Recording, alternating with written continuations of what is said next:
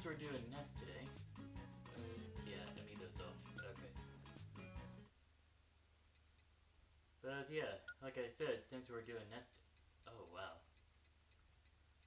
it's all remixes. We'll do Foresight from Melee.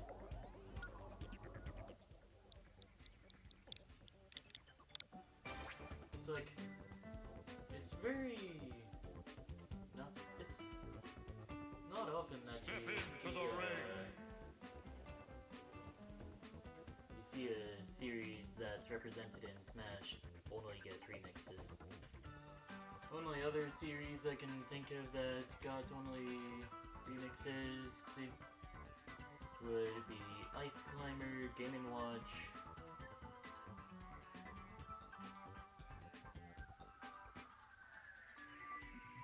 What else? Maybe Fire Emblem?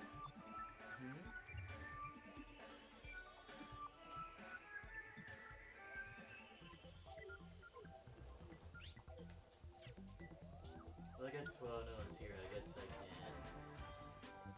see Choose your fighter! remixes and who all didn't.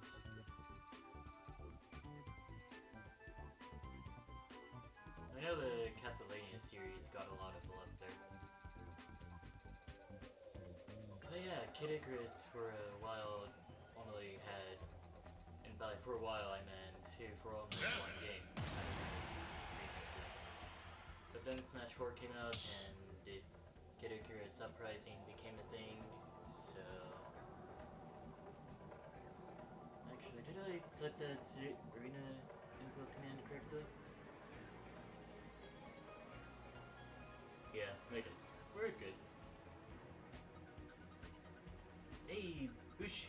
Hey, Bushy, welcome back. In today's experiment, I'm gonna be trying out that Ness, so let's go! Don't think I'm battling against Bushy just yet, but we'll get there. Ness versus Mario. 3, 2, 1, go!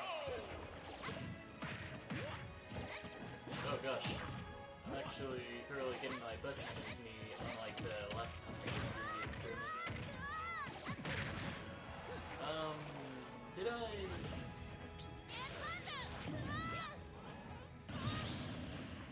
So yeah.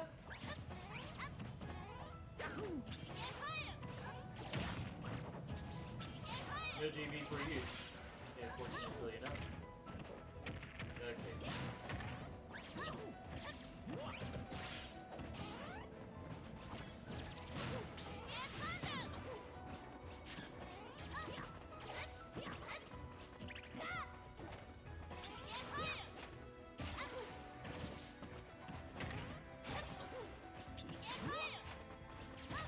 It's like, last time I tried doing this, it was especially that it had an arena, and an amiibo arena, and then the experience, so it's just kind of erased you. I was also kicking everyone's butts at that time, as Ness. So then, the CDs and those kick my butt. Yeah, I guess that was one experience.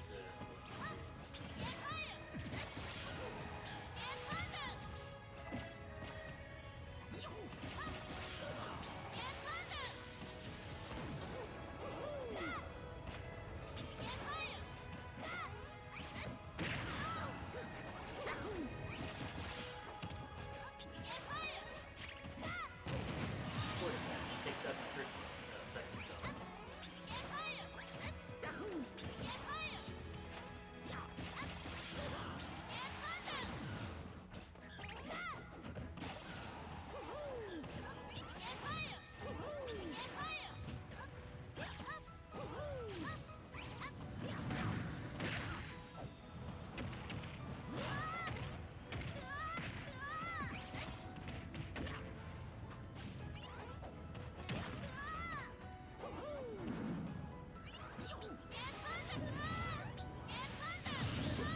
I got the chance at a rebound, but didn't exactly Just really wanted there. Mario wins.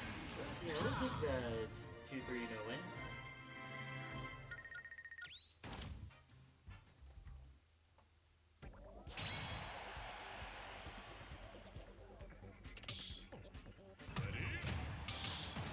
Going up against Chile Rhino once again.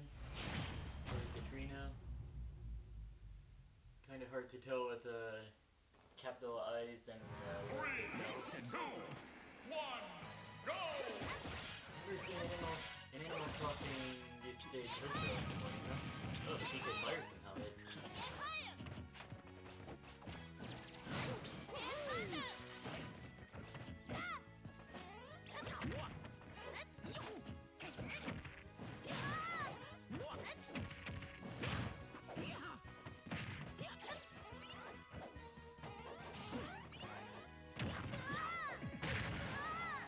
And once again, I find myself at a disadvantage.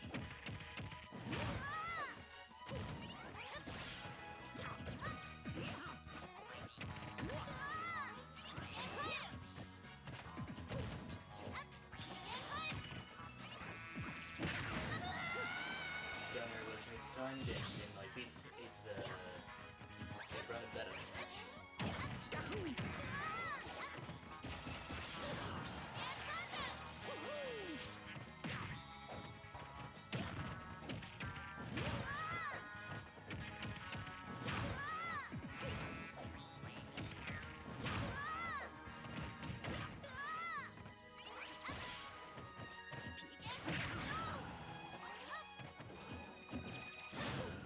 Finally got something.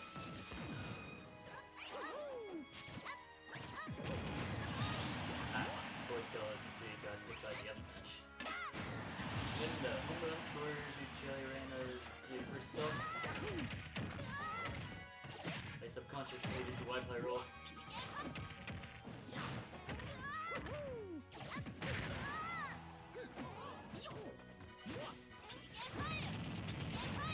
You know that I'm gonna milk as much damage as I can from the PK. I put some down smash.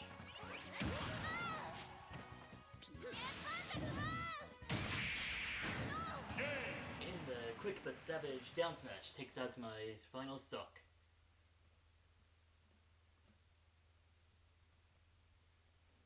You know, I don't think Chile Rhino wants to stay in the arena for any longer. Mario wins. And yeah, I did record the results correctly. Alright.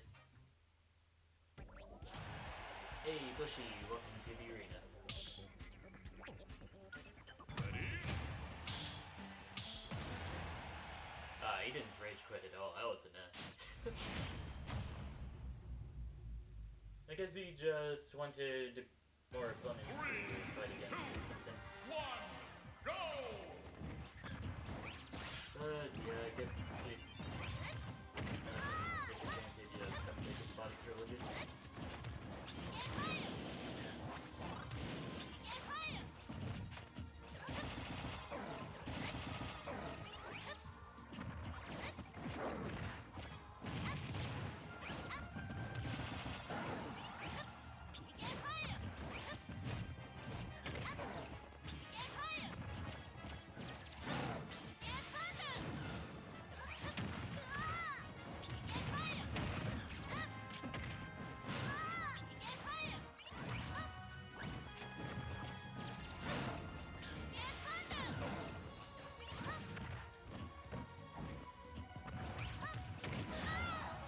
Tried to do a pivot grab, but the dash attack just got to me just in time. Thanks for safety. And DK Flash takes out Tsushishi's first stop. I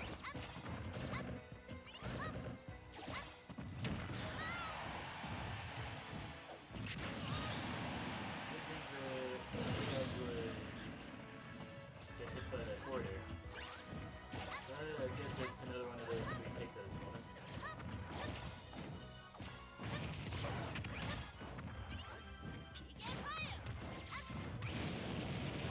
I better heal up. Oh, it's too far away.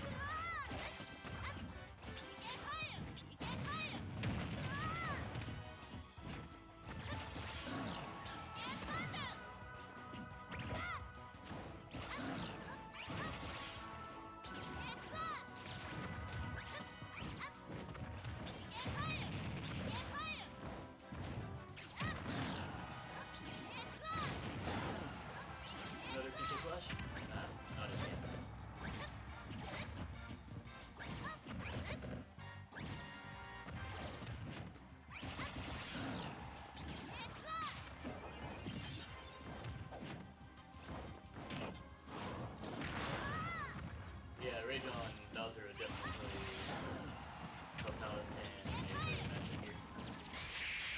But the PK Fire into Imagination takes out Bushy's final stock. Ness wins. And I go on to stay in the arena for a bit longer. Was that a 3-1? 3-1, alright. 3-1 and win.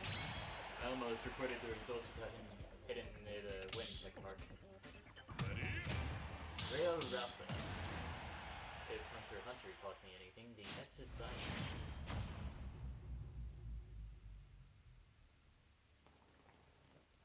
Here we are on Hall of Action. Go!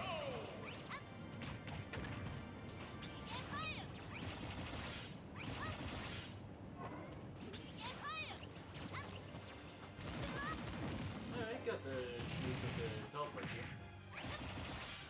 Okay. Mewtwo's forward area did not save me. That would have actually been quite terrifying because then I would have to recover as Ness. Oh no! It isn't as bad whenever you're playing as Lucas because see, you have the tether.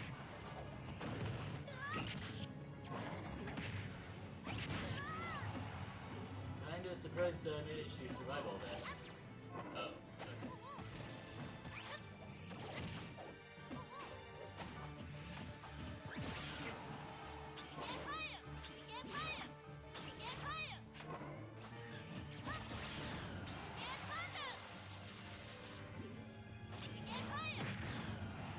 Yeah, probably should have reread the recovery.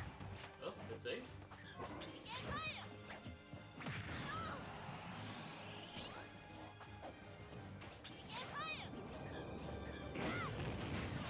Shadow Ball got my second stop. Okay.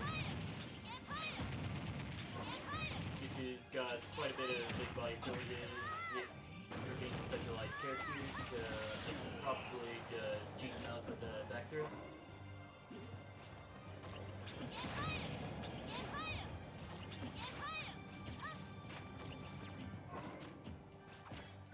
And there we go.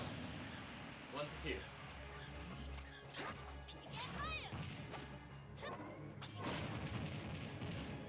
Okay, fire into Imagination. Yeah, mine has music there.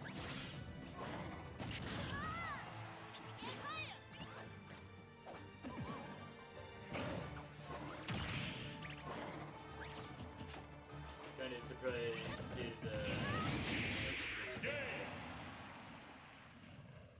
anyways, quite the reversal in the second Ness battle compared to the final. Compared to the previous battle. I mean, not the final battle. Since last can also mean previous. Ready? Anyways, Rayo Rafa goes on to battle against Bushy. Never mind. Rayo Rafa probably has other plans. Yep, no one wants to battle my Ness except for Bushy. Thanks for playing though.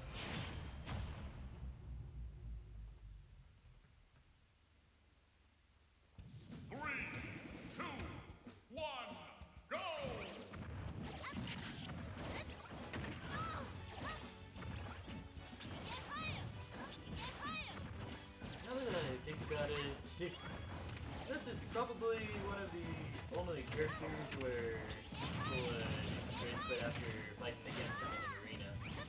And I know exactly why. Aside from the PK Fire shenanigans and all that,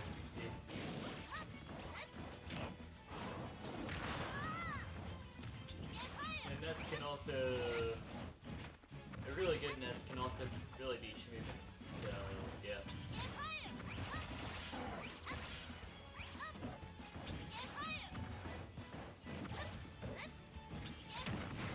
And with that hair from across the stage, takes out my first stop. Good job on the SDI and the shielding there right after. Feeling pretty good. I'm pretty good. Well, I'm pretty sure that a good Ness would capitalize off of the shield and also one for a grab. Actually, now that I think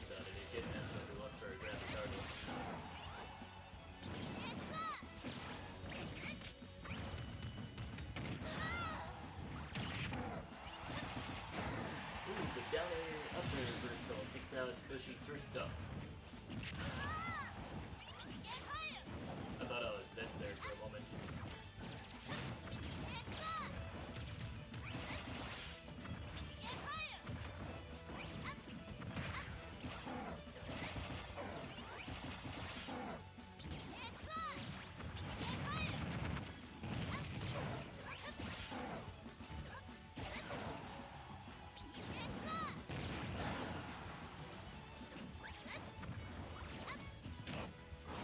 In the flying slam, almost takes out my second stock, but then the Cupid Claw with the forward air takes out my second stock instead.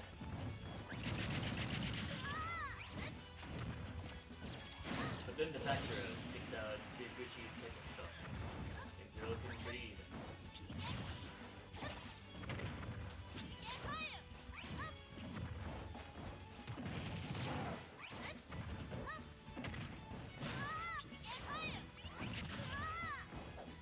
Oh gosh. Can I have to recover his Ness? Yeah. Suppose it's one of my weak points for a safe plainness and skills. And basically anyone's weak point as far as plainness and skills. But yeah, good match.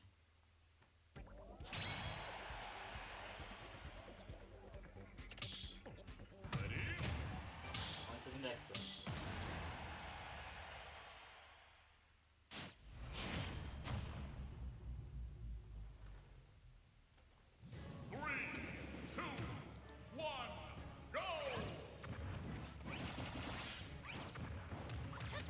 Just looking over at one of the fellows that's here beside me on this gaming chair called a recliner. Notice some sort of top type.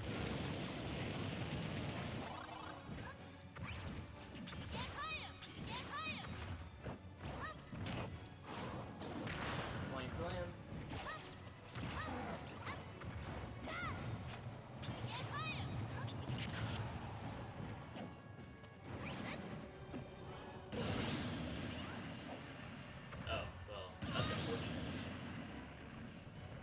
Didn't mean to initially let go of ledge, but I thought I could play cool, but then the directional air dodge for air dodge didn't come out.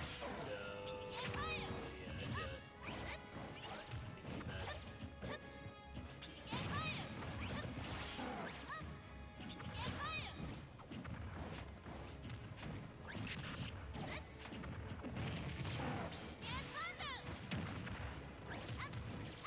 Suppose I should be a bit more careful when using that.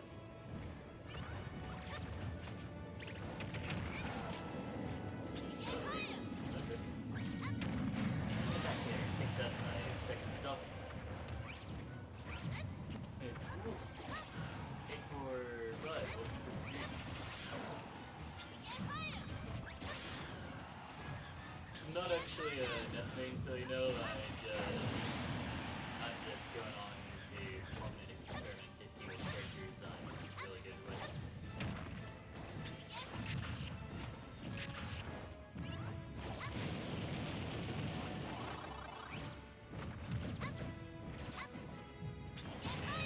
And that's why you also see some sort of a scoreboard conflict. The mic is really quiet. Guess I'll fix that after this match.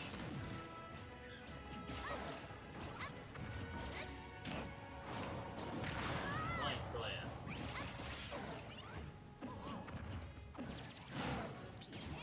PK flash will do. Oh, big body kill right there. And that'll do it for this match. Also, yeah, welcome back to the stream, Meg Idol Owl. Okay. Looks like it'll have to be some sort of repositioning of the mic then.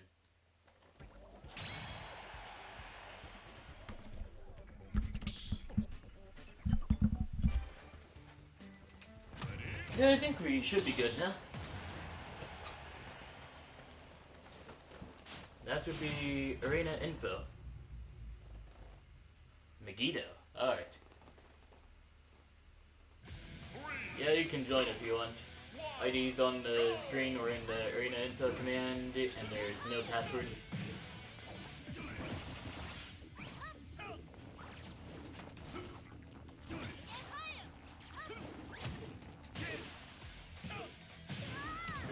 Oh, them Kazuya combos.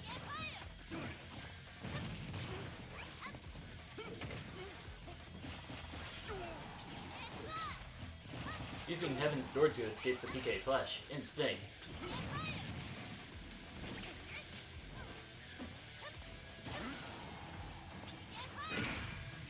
And the Rage Dive. Takes out my first stock. Almost.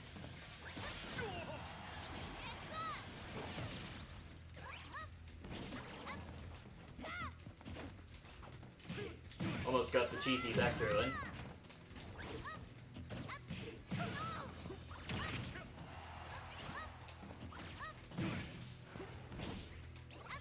Megiddo is definitely a master with the Electric Wind God Fist, that's for sure.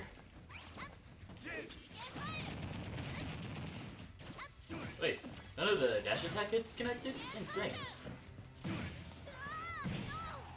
Electric Wind God Fist into the Devil Twist doesn't exactly take out my second stock just yet.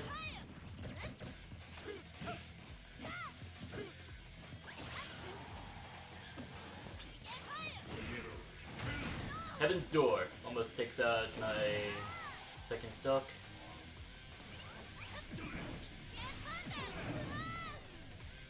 How did that happen? Huh. Anyways. Megiddo is also quite the master head to the Wi-Fi roll just to avoid all those convenient attacks. And that'll do it for this final stock. Yeah. Kazuya Mishima wins. Sorry to see the news there. Yeah, sorry to see the news there, Bushi. Alright, now it's Megiddo versus Bushi. Kazuya Mishima versus Bowser.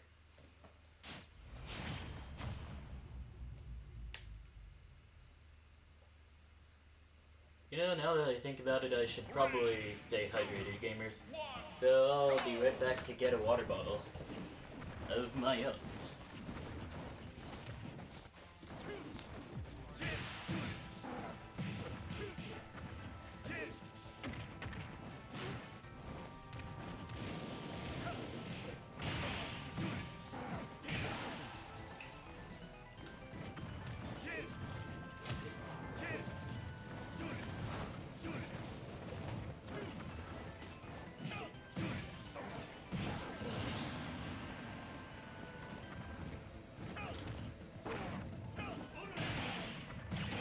Kazuya is crazy. Yeah, Megiddo and quite a lot of other Kazuya players would just make Kazuya look like an absolute beast to deal with. In Sakurai called Sephiroth the boss character. But then Kazuya just has all these different moves that he just has access to at the flick of a stick and the press of a button. There's Rage Dive, taking out Bushi's second stock.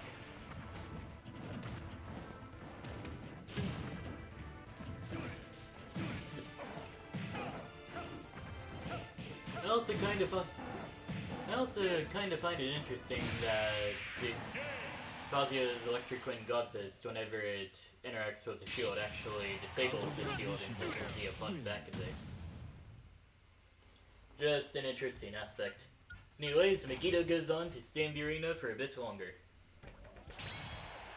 Going up against Whip up next.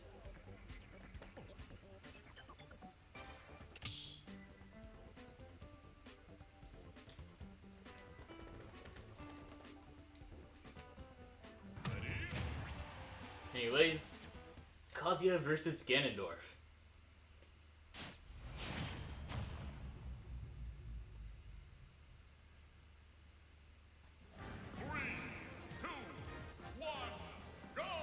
On to Fountain of Dreams we go.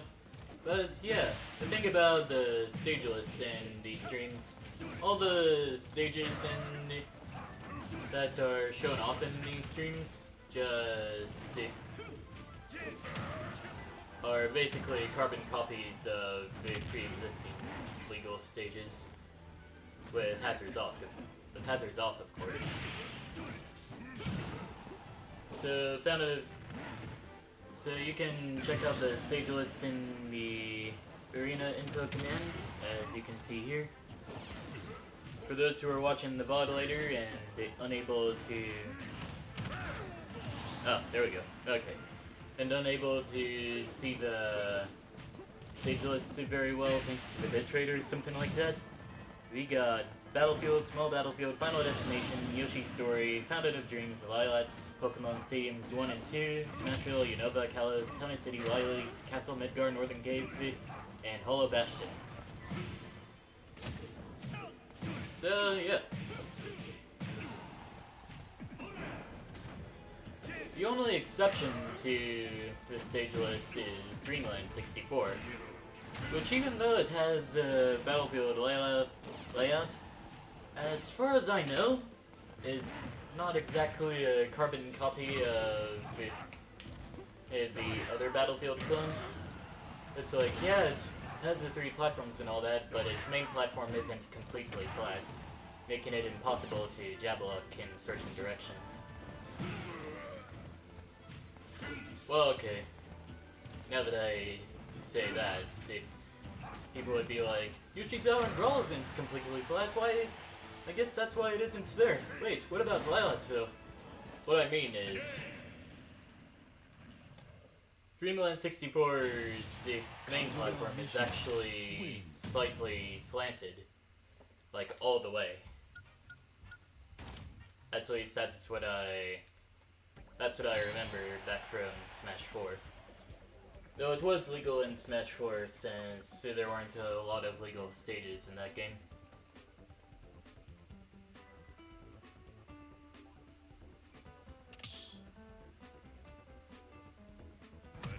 Meanwhile, the stage list in Ultimate is just quite a lot of stages, with even more stages being added thanks to the hazard toggle.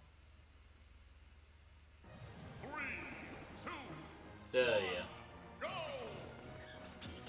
Oh gosh, wave dashing right towards me! Okay.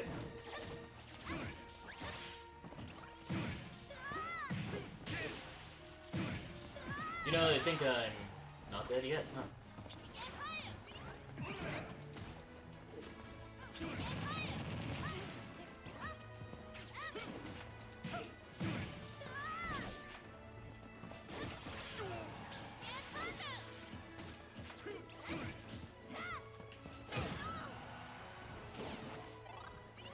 Nice.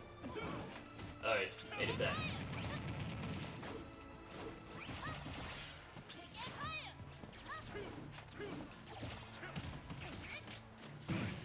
Electric Green Godfist into the Devil Twist doesn't quite work since I guess I had small body privileges.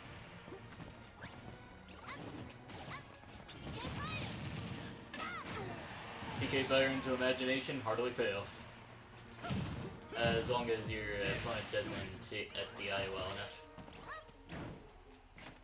The down smash clanked with an up tilt. That's really hard to believe, honestly. And that combo takes out my second stock.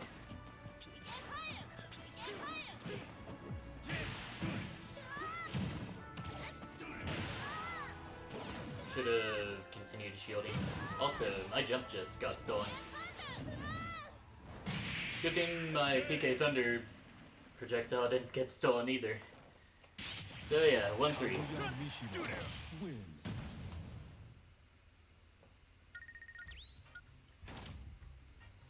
Man, Kazuya is crazy because you get hit once and they ask, am I dead? Yeah, it does happen quite a lot whenever you're battling Kazuya for the first time. But yeah, just remember that DI and SDI can be your biggest tools when dealing with Kazuya combos, as well as quite a lot of other combos. 3, 2, 1, go! Like, I remember... Okay, it's been 2 weeks since I've been to a Smash tournament, but see, I remember one of the people at the locals that I go to, Big T. he mains Kazuya, and each time he down throws, I don't exactly. Okay, yeah. After he does a down throw, he always goes for some Electric Wind, God Fist stuff, and all that. So I just decided to start DIing behind him, because he hardly goes for any other things, so yeah, what's the harm of that? And eventually he found some sort of counterplay to it, but now it's just a game of, will I DI behind him, or will I DI in front of him?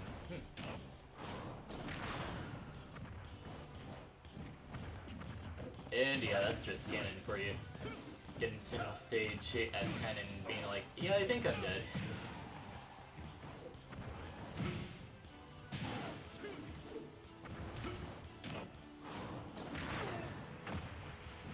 In fact, yeah, now that I think about it, the Mii Brawler moveset that I used to have was basically Ganon, but without the big body privileges.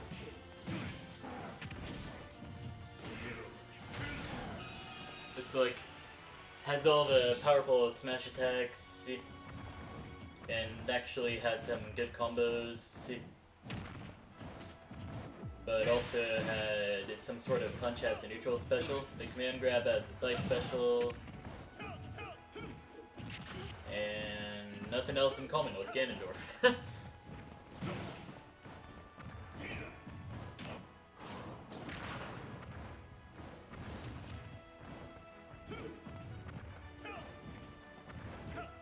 But yeah, going back to the match at hand.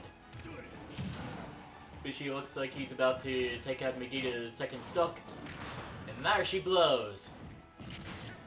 Twice, yeah. Forder takes out Megita's second stock. Bushi may actually be able to turn it back around.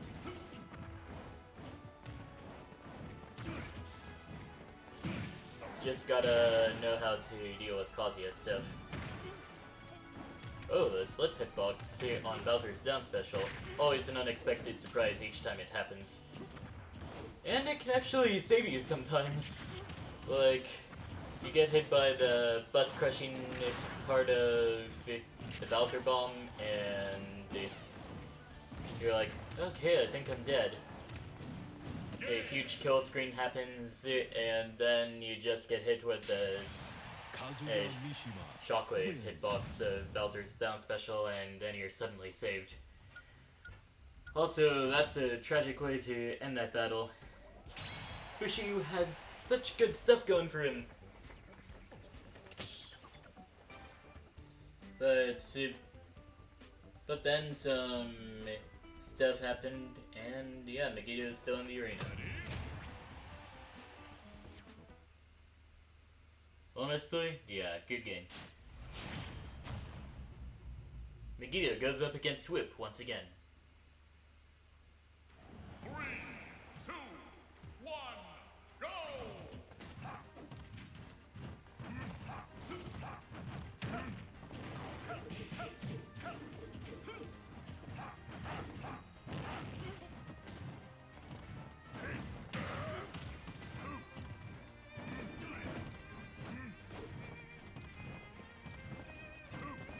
At the moment, there's just a whole lot of footsies going on. Up smash sends Megito into the sky. And then the rage dive. Takes Whip into the air.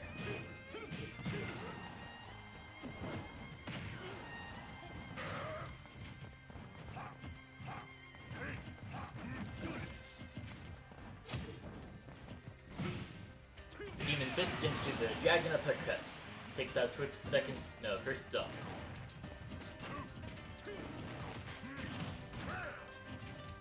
Yeah, that combo that Swift just pulled off, the flame choke into the forward tilt. That only works on the bigger bodies. You're better off just doing flame choke into down tilt instead. Or you head for Xenoblade 3 Tech Clipper. Honestly, it does look interesting. The release date being July 22nd, I believe. Yeah.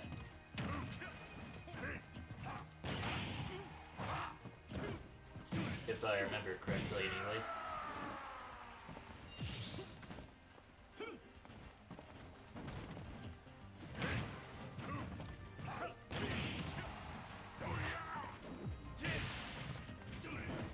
And I suppose playing Xenoblade 3 would mean you would have to get caught up on the lore of Xenoblade 1 and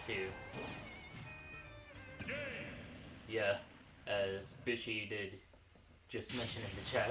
Kazuya Mishima. But yeah, I believe I got the lore for Xenoblade 1 down with all that.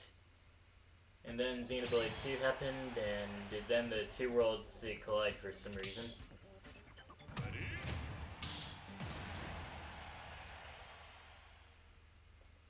As seen on the box art for Xenoblade 3, where you see the Mechonis sword impale the whale that's carrying the world tree, or something like that.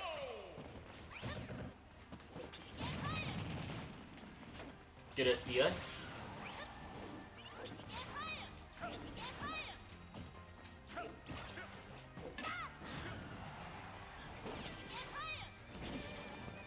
People said 2 is Garbo. Honestly, the only thing I'm not a huge fan of was fan service of Xenoblade 2.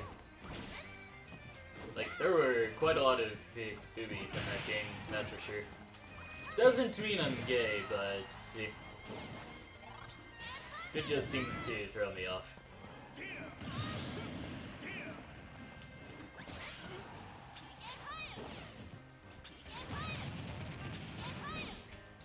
And the forward finish? Well, I guess Fear Tactics also takes out Megita's first stock.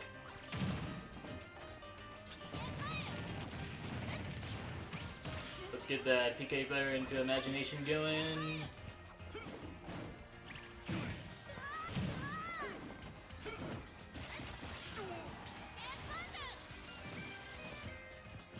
Almost got some good stuff there.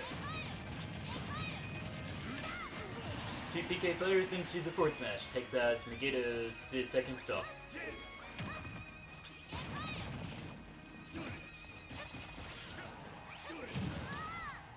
Demon Scissors from above. At least resets to neutral and all that. But yeah, whenever I used to watch playthroughs, well, a playthrough of Xenoblade Chronicles 2 by the man, myth, legend Chugga Conroy, he noted that the tutorials in Xenoblade 2 were absolutely terrible. And yeah, I do agree with that. It's like, they don't exactly tell you the best ways to do all the stuff, and the only time you get to actually see the tutorials is whenever they get posted for the first time. And after that, you're on your own. And the back throw almost takes out Megita's final stock.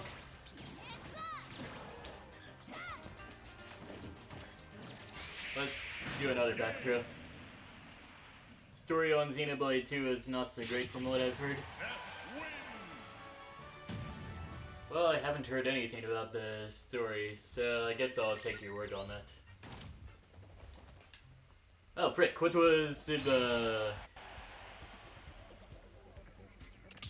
PK Fire, PK Fire! Frick, I forgot what the score was for the...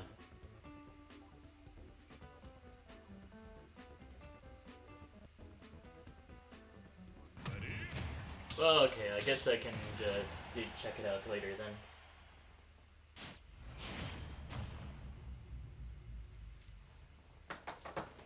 Like, what was the stock count for the last game? Because I feel like I'm not going to be able to check it out later after this match. Oh, I'm out of jumps. Whee!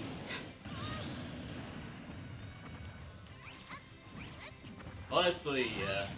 There's hardly a single honest character in all of Smash Ultimate. Only exception being Pix and Corrin.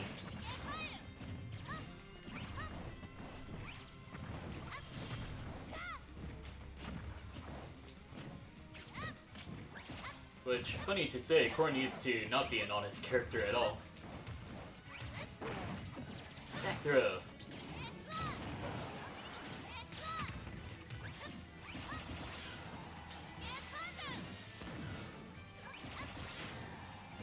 And the PK Thunder into the forward smash takes out...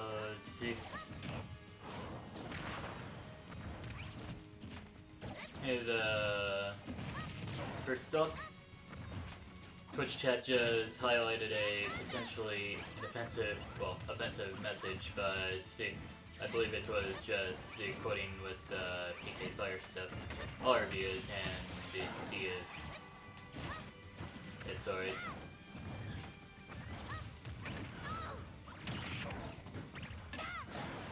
Forward smash sends Ibushi into the sky.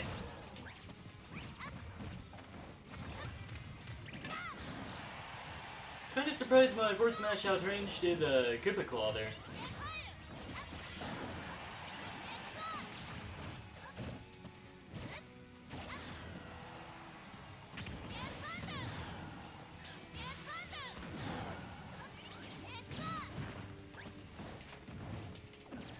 Alright, that worked. Corrin is not honest, Ganon's not honest.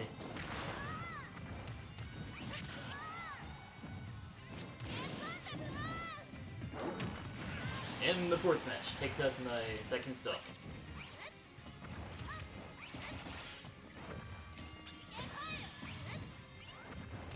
But yeah, going back on a subject I really briefly touched upon.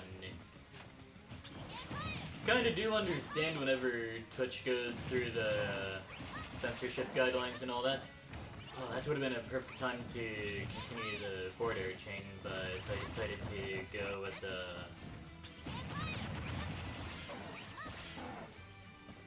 more middle option or something like that.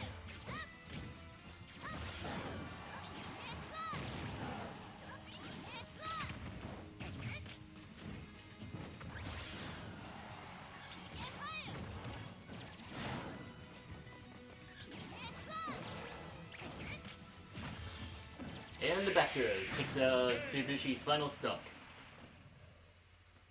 Yeah, it's definitely the kill thing. Okay, so... such as PK Fire or I'll kill you at 30 and you can't hit me due to dumb armor. Yeah, alright. I'll allow it. So, I guess that'll be a 3-3 and a win?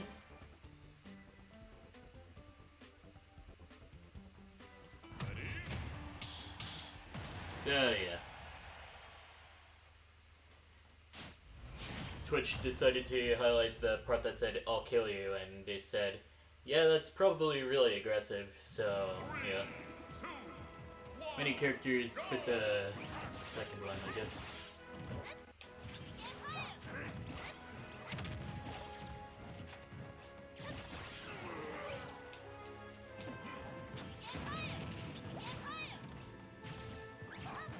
But yeah, something that's really annoys a lot of people about Ness, aside from the PK Fire, is the fact that he can take huge advantage of big body privileges. In the back, takes out Fruit's first stock.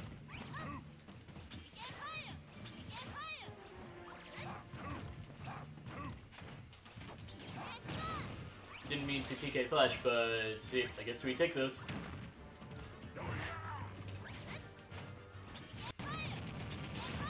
PK Fire, alright. Good SDI on Swift's part though. And the Flame Choke off the stage is a pretty good reset, if I do say so myself.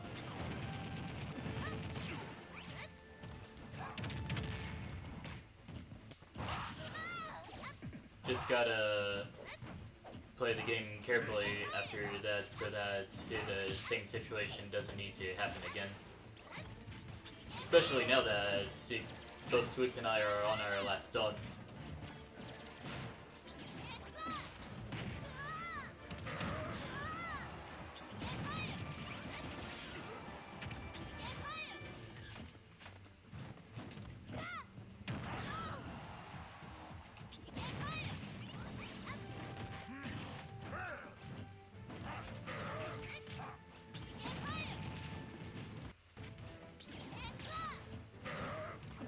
And that's that. Almost.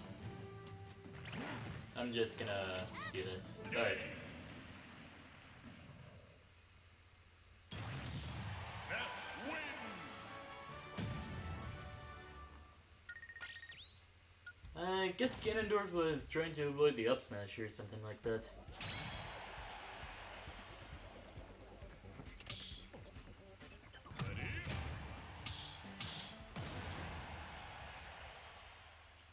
Oh wait, I accidentally switched the numbers around for stocks taken and stocks lost 3, 2, in the previous match. go. Now that I think about it, there should be an undo button in the program that I wrote for this.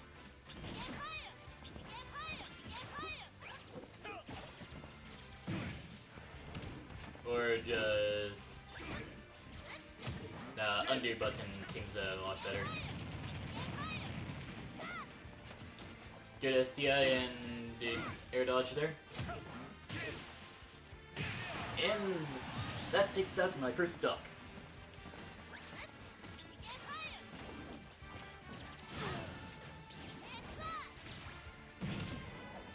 Oh. Then buffers. Also, yeah, good game sweep.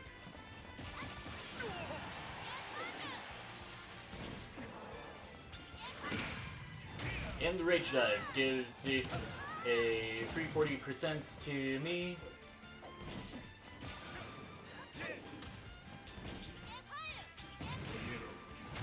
Heaven's Door.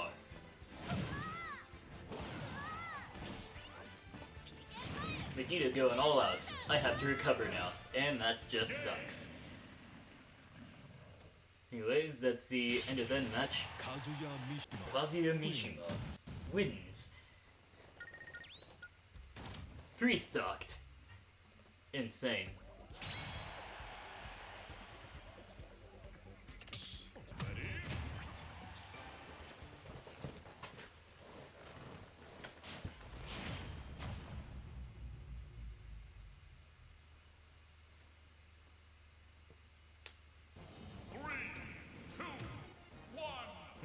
Now that I think about it, I guess to get more accurate results, I could just go into the VOD and calculate the correct amount of stocks taken and lost during each of the matches that I had. Anyways, good combo from Vegeta takes out Bushi's first stock.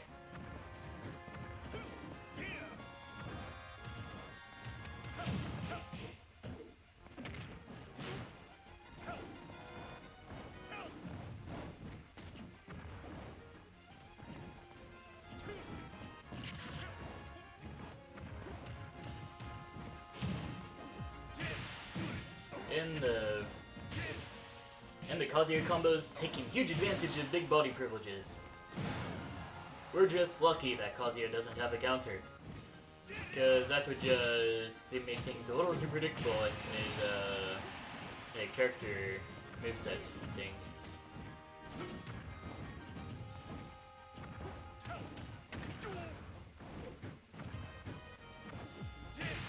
Anyways, Megiddo rears up to perform another Kazuya combo. Possibly to Bushi's demise.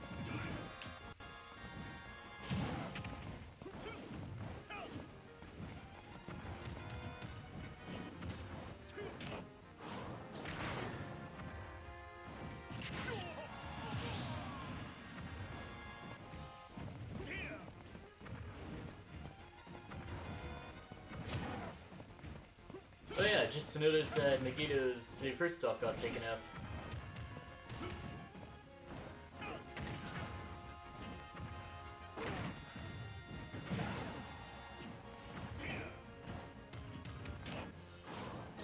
Flying Slam sends Megito off the stage.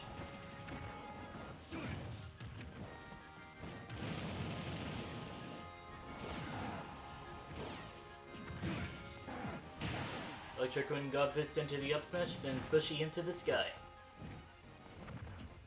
The battlefield layout really allows for characters to just sit back and think about what to do next and all that.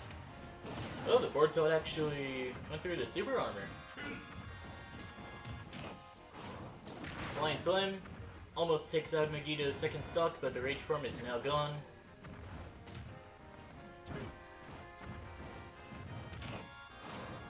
How about another one? And yes, that'll do it for Megito's second stock. Bushi is playing the heaviest character in all of Smash Ultimates, so I guess the bait and punish playstyle would be really effective here. Hey, playing the game like Nairo would play Bowser nowadays.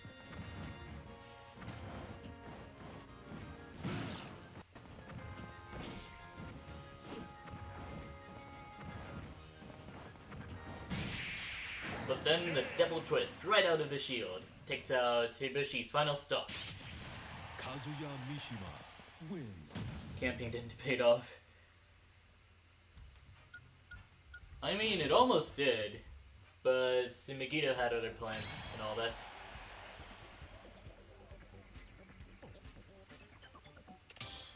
Anyways, we'll wait for Quinn to get in the arena, and we'll start off the next match.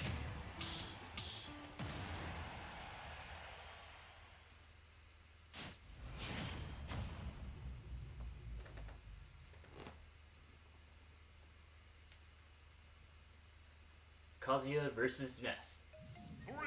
On to Town and City we go. Okay, even if I didn't absorb any lasers, the 5% ensures that I didn't get JV'd by Megito there. Almost got KO'd, but then I just...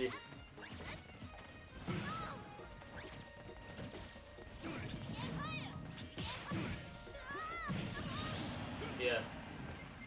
Anyways, Electric Wind Godfist into the Devil Twist takes out my first stock.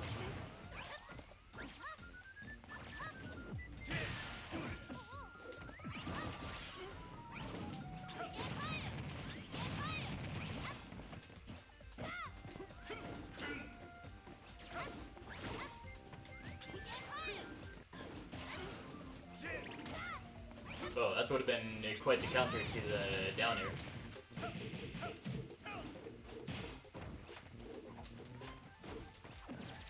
Anyways, the back throw takes out Megito's first stock.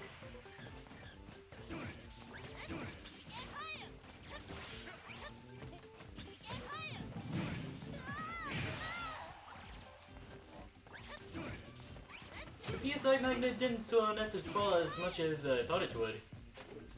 I guess it's only really useful for whenever Ness uses the fast fall right before the PSI Magnet. Electric Wind Godfist into the Devil Twist. And the forward tilt takes out to my second stock.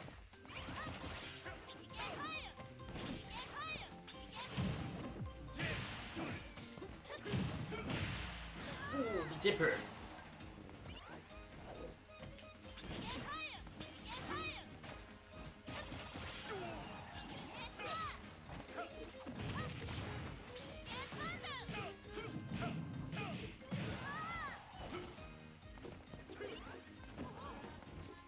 Almost he died there.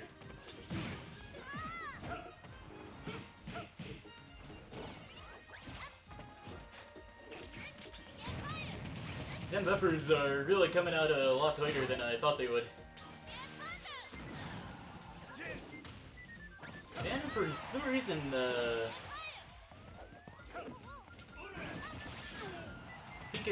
the head of the PK Thunder projectile just immediately took Megiddo out of the rage form. Anyways, back through, sends Megiddo into the blast zone once again.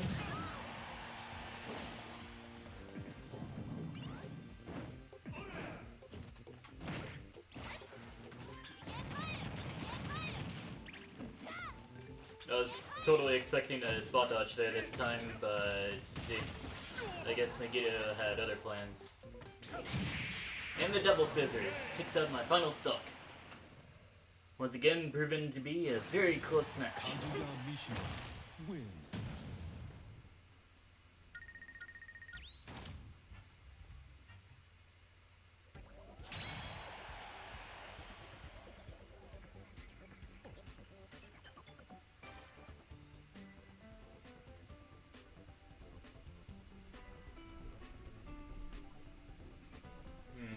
Now that I'm thinking about the program that I'm using and more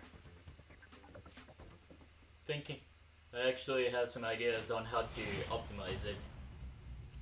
Like if you put no number in the stocks lost part of the text entry and they have no win put down, the game will just, not game, but the program will automatically guess that you lost 2-3 stocks.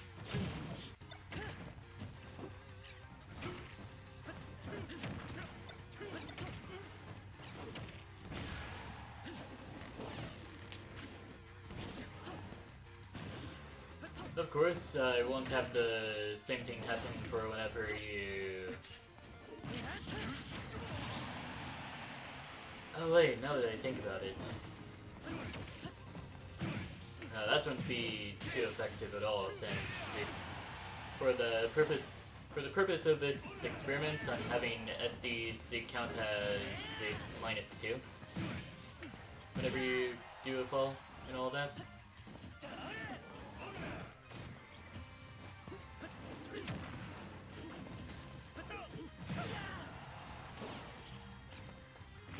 Megiddo notes in the chat, man, I can't wait to get cheesed by the next guy.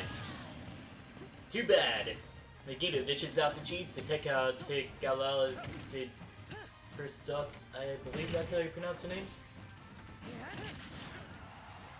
Galois? Gala? Galois? I'm not sure. All I know is that it looks French.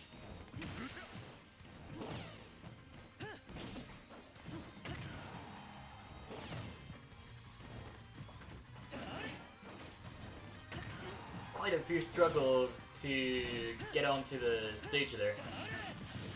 Is that gonna do it? And yeah, because of the struggle that happened, both players have lost their second stock.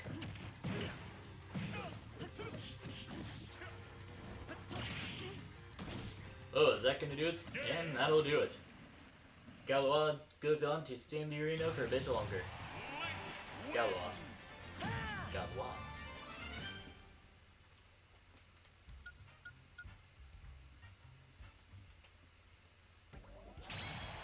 And understandable assault in the chat. And big body privileges, they do be screwing you over. I don't know if I can use the emotes that I have set out for whenever you follow me, because I can't really follow myself. 3, 2, 1, go! So that's why I can't use my own emotes. Meanwhile, whenever you get the Twitch affiliate program all settled out and all that, any subscriber emotes that are affiliated with your channel will actually automatically be unlocked.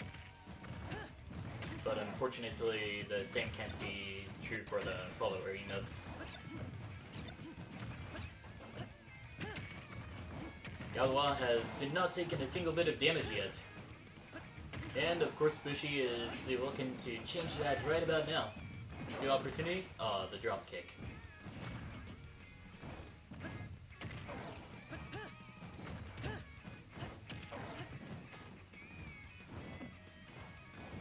But yeah, Bushi is definitely on his own against Galois, and they finally get some damage with the Flying Slam.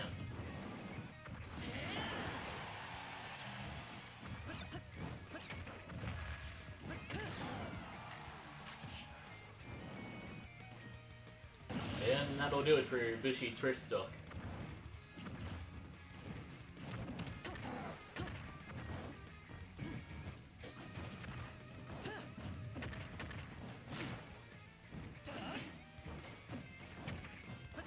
Just gotta remember that your perception, yeah, that's the word. That your perception may be a bit skewed whenever you have some strong emotion towards a certain situation. So yeah, make sure to hang back and get a deep breath every once in a while. Clear your mind and just do whatever you need to do.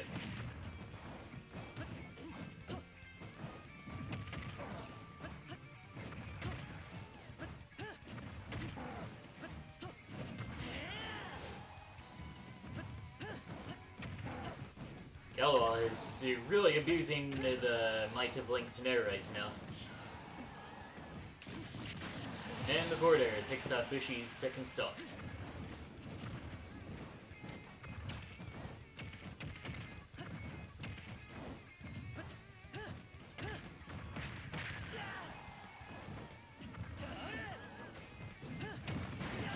But then the Bowser Bomb takes out Galois' first stock.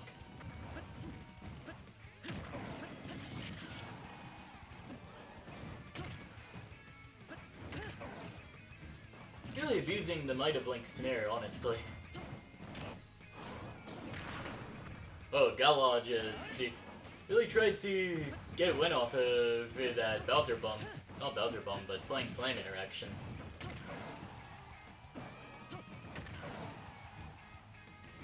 And yeah, from the looks of it, your best bet would be to sit and shield and punish any nairs that happen. But remember that your opponents may not be as brainless as you think they may be. Oh, that's gonna do it. Unfortunate result for Bushi right there. But Galois, screw French pronunciation. Galois goes on to stay in the arena for a bit longer. And yeah, have a good rest of your day, Megiddo.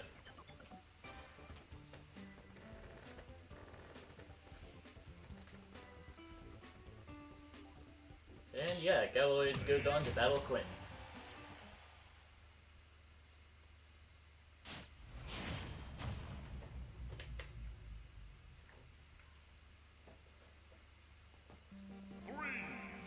Wait, now that I think about it, the Wa part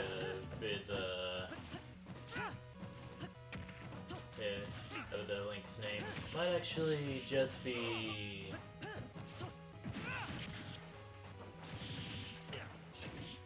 the W sounding part of the name might actually come in whenever there's an R involved, now that I think about it. So it's probably just Galois.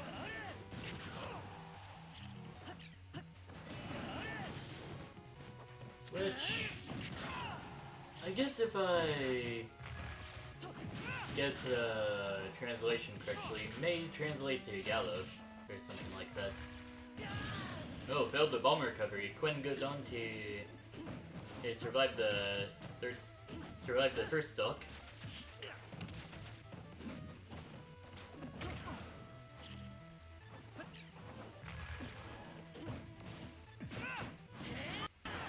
And the spin attack out of shield sends Quinn off the stage. And the bomb sends Quinn into the blast zone.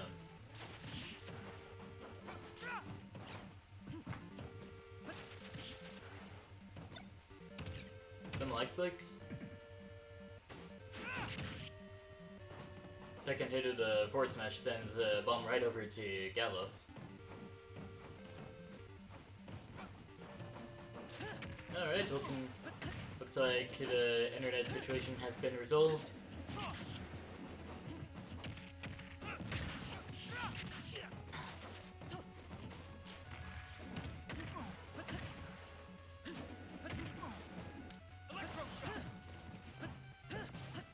And yeah, Gallows is at a pretty good advantage right now, so no way he'll be going on to spawn bombs anytime soon.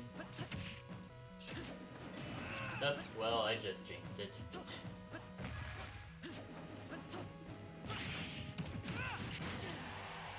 Downer to forward smash sends Gallo off the stage.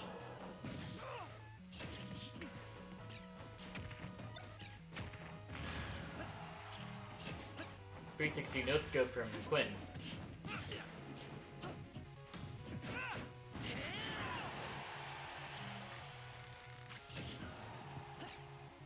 There was an attempt to have a bomb duel, well, bow duel.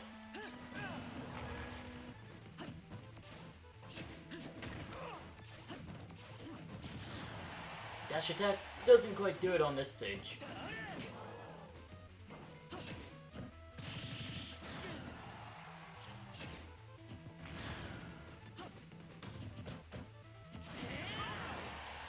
Fortunately for Quinn, this wasn't the first part of the spin attack.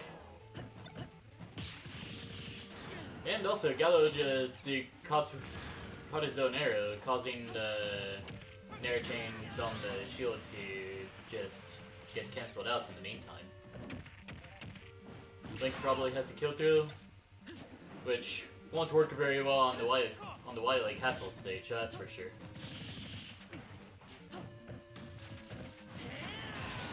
But the spin attack takes out Quinn's second stock.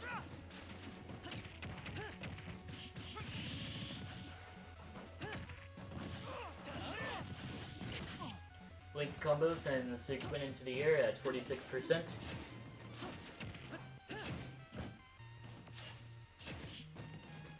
Can't really shoot a projectile with a side smash if you're not at perfect health, that's for sure. But it's surely one way to annoy your opponents.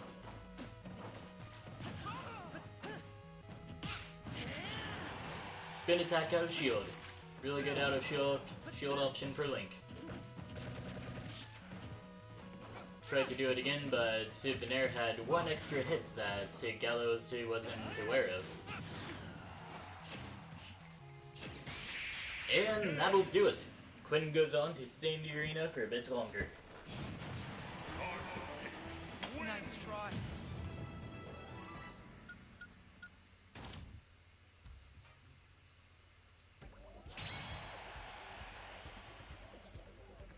Going on to battle me next.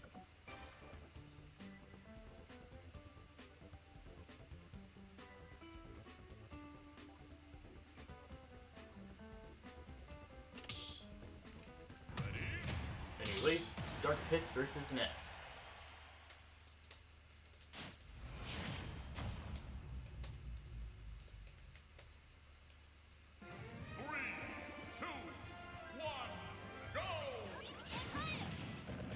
Starting off the battle strong with a PK Fire Burst.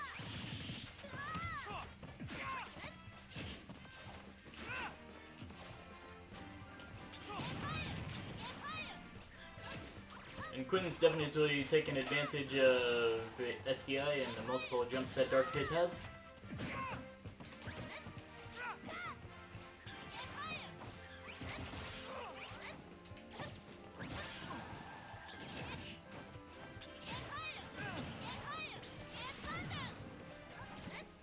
I didn't even think Quinn was gonna go in that direction.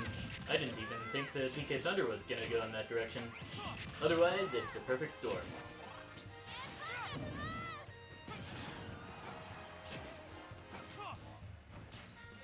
Oh, I don't have a jump.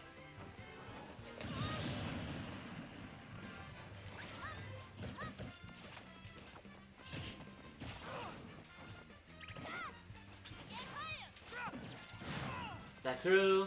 Almost sends Quinn into the blast zone.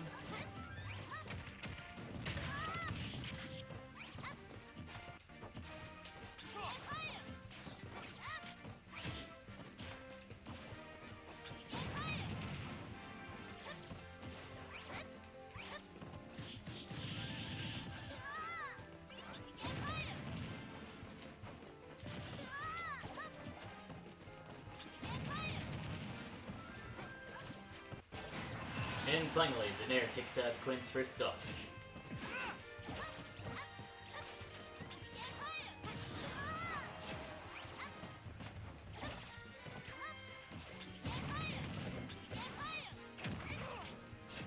Alright, the down smash does go behind Ness at first.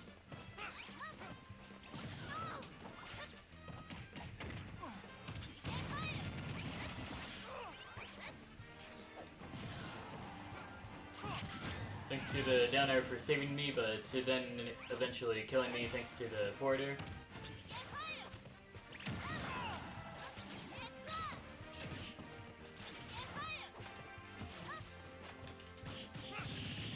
Almost got the back throw in. Really baffles me how far Ness's air dodge goes. Makes his recovery a lot better than it would have been if the air dodge didn't go directional at all.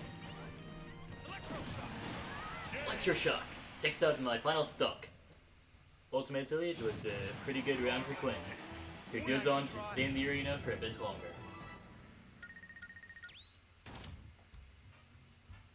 I forgot to say good game on the results screen though. SMH. Quinn goes on to battle Bushi.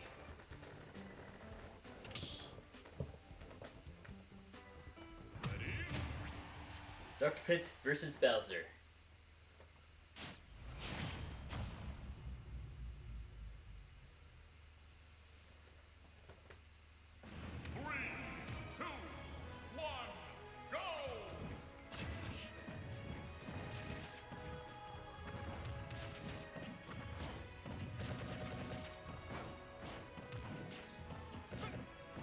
There are some attempts for Bushi to just use the side special whenever he can, honestly. But yeah, that kind of confused the Quinn for a few moments.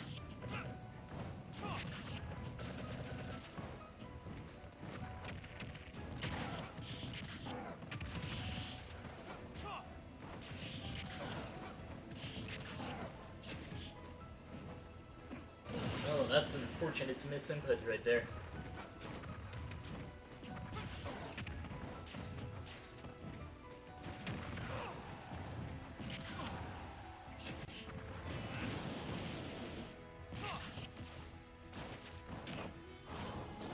But then the Flying Slam almost takes out Quinn's first stock. Probably on account of the DI Quinn used to there. Down throw up air.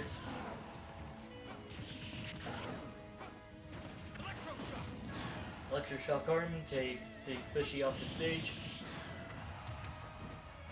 But then he managed to make it back thanks to the Flying Fortress. Well, Whirling Fortress anyways. Barely makes it back on stage. Good on Bushi, and the back air takes out Quinn's first stock.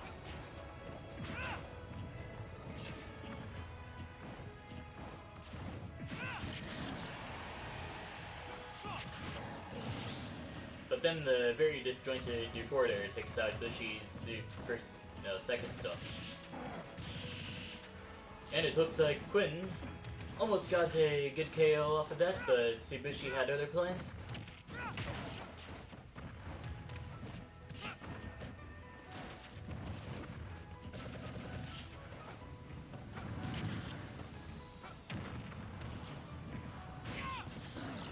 Up smash sends Bushi up into the sky, landing hitbox on the downers.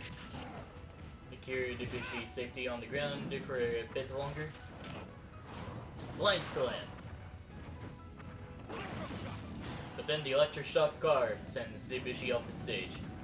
Almost gets back aired, but Bushi's mobility with the Whirling Fortress caused Quinn to get broken ankles. Well, broken ankles, I guess.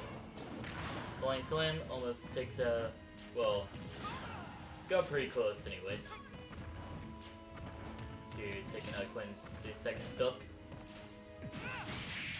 But then the forward smash from downtown takes out Bushy's final stock. And yeah, with that, Quinn goes on to stay in the arena for a bit longer.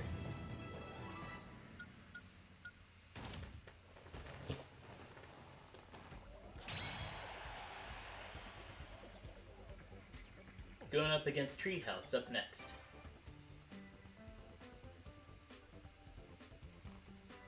But yeah, Quinn just really proves to be one of the more consistent Wi-Fi warriors whenever it comes to these streams.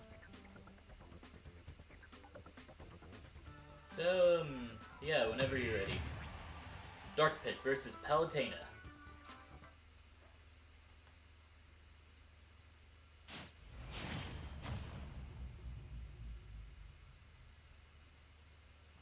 With a name like Palutena, I just happen to come up with a lot of nicknames for her.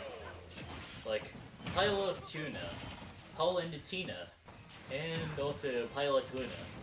But I'm not using Pile of Tuna anymore because that sounds very cool. And I'll just use that for a different character.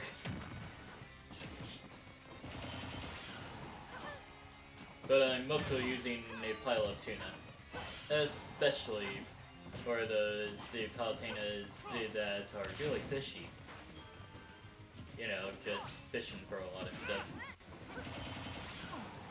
Well, I never knew a lot of Palutenas that go on to fish for quite a lot of things.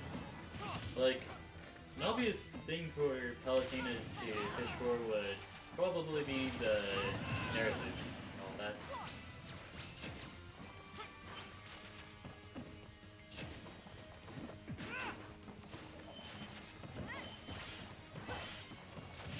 Hey, Harley Elect, welcome to the stream. We also got a full arena at the moment, so I guess join whenever you can, I guess. How's my week? Well, I got some more progress done on Octopath Traveler, and I literally thought that one of my characters left to the party permanently after we completed all 4 of her chapters. But no, it turns out she was actually dead. Okay, so good thing I was able to revive her. But yeah, going on to complete Cyrus's chapter 4 and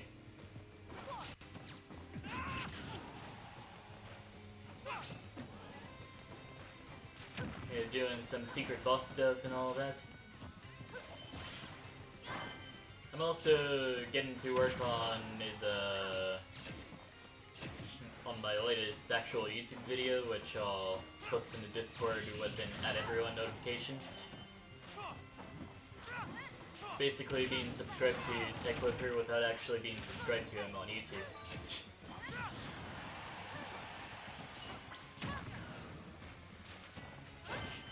Anyways, going back to the battle at hand. Yeah, Treehouse is actually surviving quite a bit against Quinn there.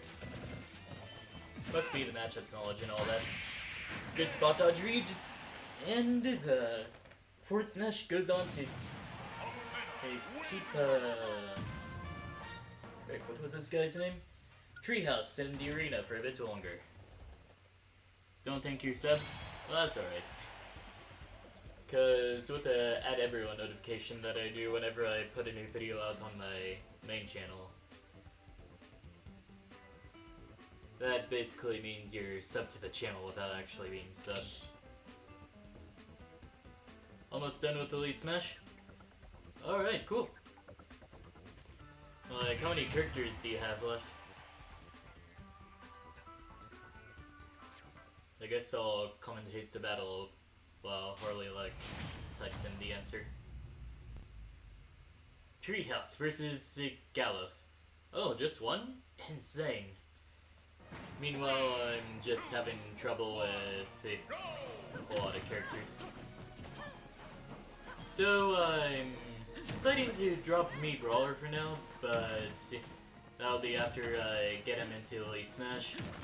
Just been quite the roller coaster as far as my GSP goes.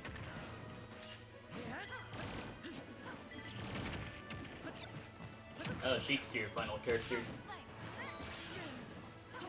So are you planning on getting everyone into Elite Smash using the legal rule sets in Smash Bros, or would any rule set count?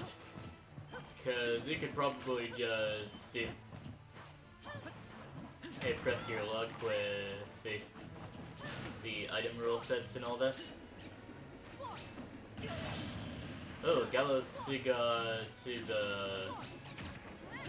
self-destructed with the boomerang stuff. Doing the legal stuff. Yeah, that's gonna be rough. Now that I think about it, a good portion of the characters that I have in Elite Smash were gotten in there with the preferred rules off. So, yeah, that's quite an experience. Anyways, Gala is slowly pulling it through with the Link shenanigans and all that.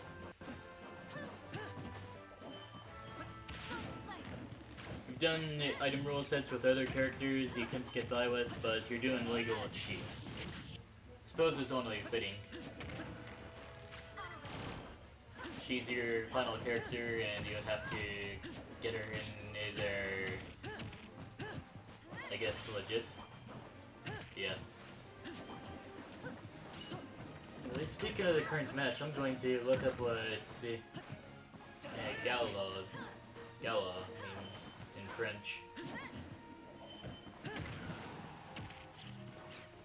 There it is. Okay. It means Welsh.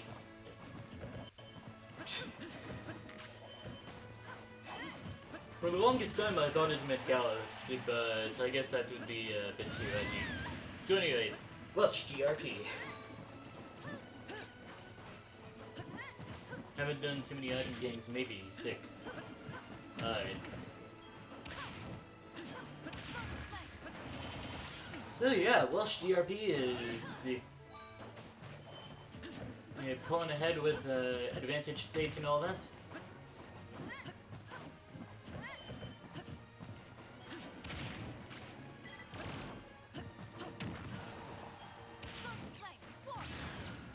Welsh pulls off a bomb recovery, but that doesn't matter too much since Treehouse accidentally messed up the recovery. So then, Gala GRP goes on to stay in the arena for a bit longer. In which it is then my turn to go on to battle him. Battle the Welsh guy, who spelled his name in French. Just a strange combination, I guess. Like, do they speak French in Wales? I know they speak Welsh in Wales.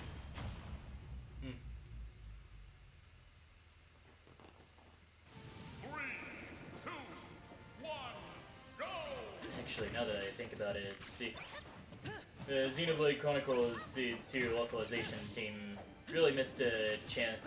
Really missed a chance whenever they were localizing the Uriah and Titan stuff and all that. Since the country of Uriah actually takes place inside of a whale-like creature. Oh, I'm dead. Like, they could have just made it so that the people inside the Uriah and Titan have the Welsh accent. But, no, they decided to save the Welsh accent for the cat people called the Gormots. Well, Gormotians, I believe they're called.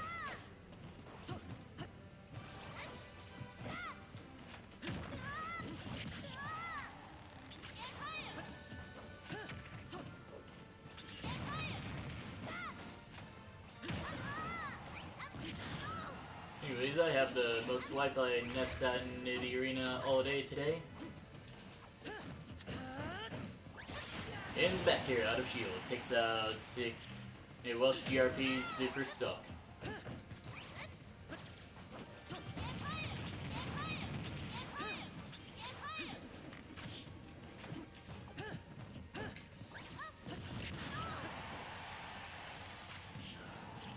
Almost got an air dodge in.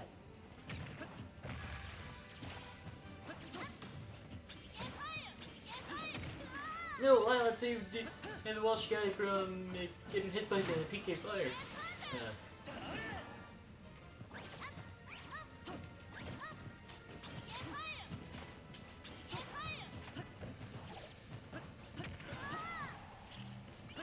Gotta have some good anti-air and test.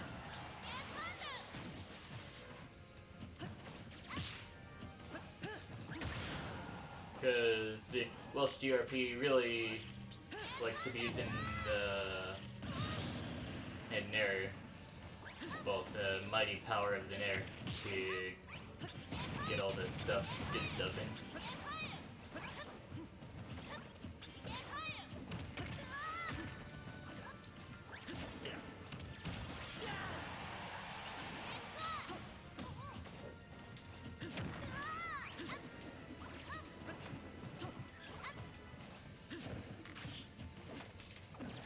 Anyways, back here takes out Gala's second stock.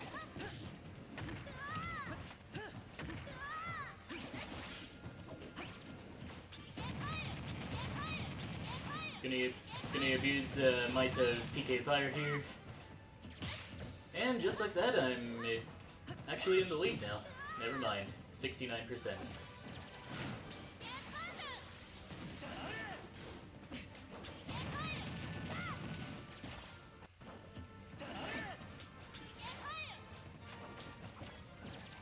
Oh, the Jukuso.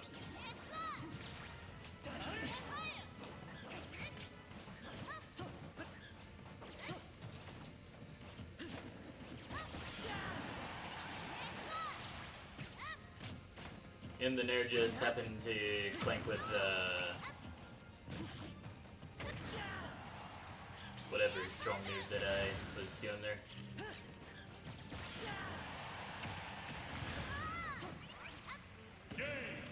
It was an attempt, but I managed to pull on through with my own power of cheese.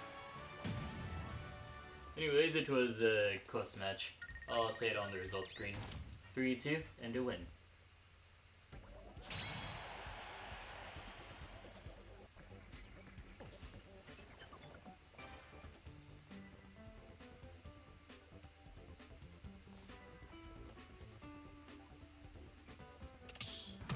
Going up against Bushy up next.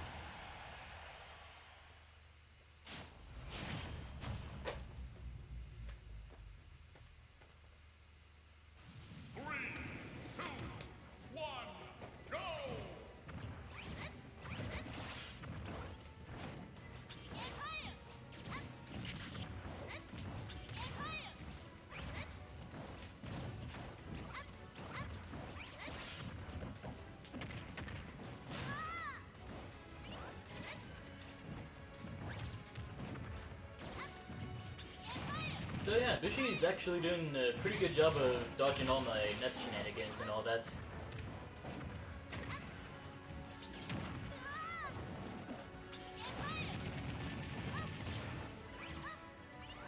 Oh, I actually could have gone for a reverse aerial back air there.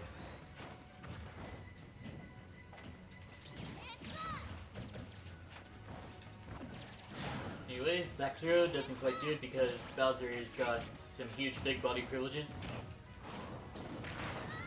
Oh, that'll do it. Alright.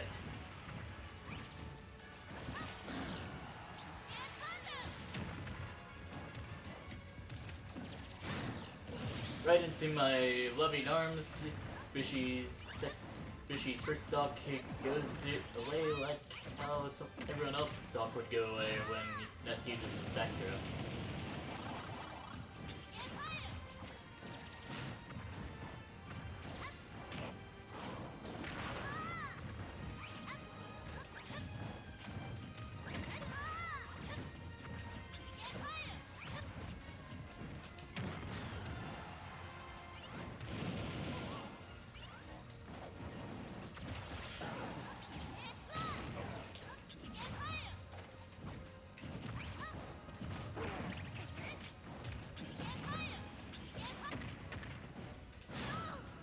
forward throw sends me off the stage.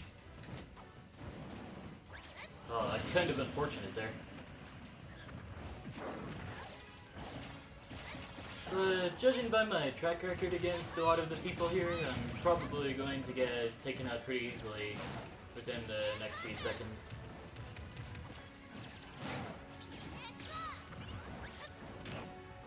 And yeah, that'll do it. Although I think I maybe could have survived if I was mashing jump. Probably would have mashed to jump out of his stun and wouldn't have died to the top last jump.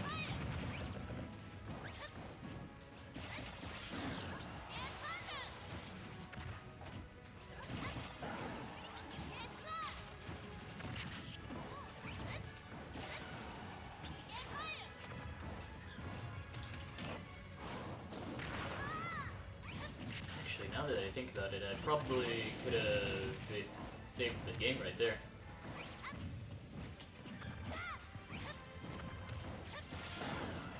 Whenever Bowser was doing the flying slime stuff and oh, there it goes. Ness isn't quite dead yet.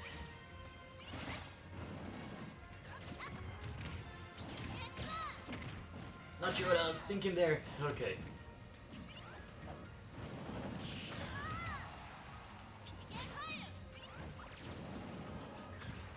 And that'll do for this round. If Bowser was lighter. Now it seems at this point, Ibushi is probably going to look for a flying slam. Maybe.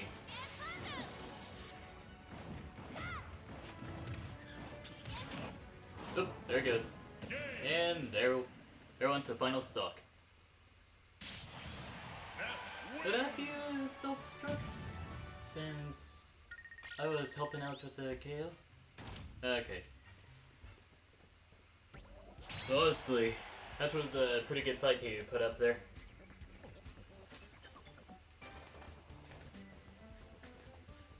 Anyways, going up against Quinn up next.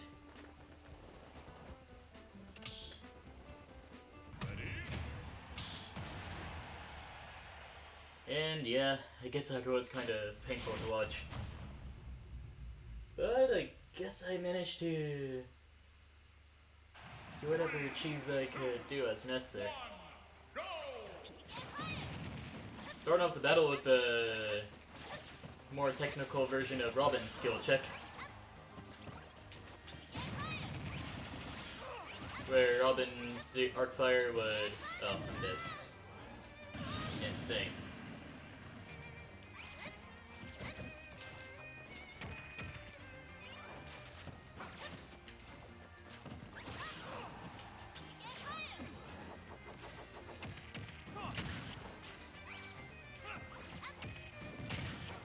But yeah, with Robin's skill check, he only needs to perform one arc fire. But with Ness, you would need to perform an instant double jump and then a PK fire at the start of the battle. And that would place the PK fire right in the middle of where your opponent would fall into.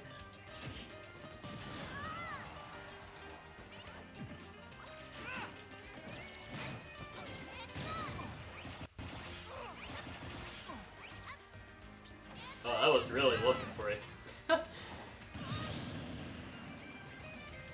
But yeah, I definitely would have saved the replay if that actually worked. Mainly because it started from a PK flash.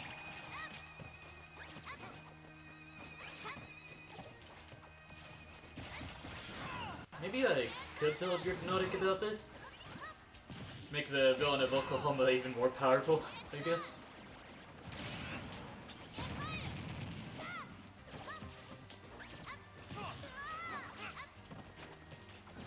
And the back throw takes out Quinn's final stock.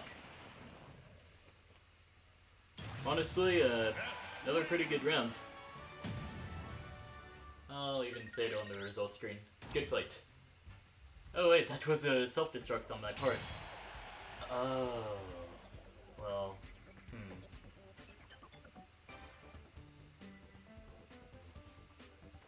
Guess that'll just be a 3-3 and still win then. I still haven't put in that undo button in the program.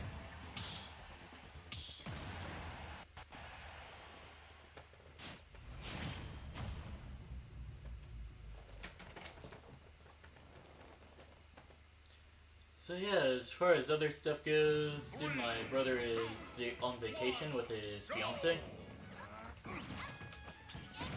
I don't know exactly where they're going at the moment, but the context of the text, pun intended in hindsight, makes me believe that they're going to Pennsylvania for a vacation.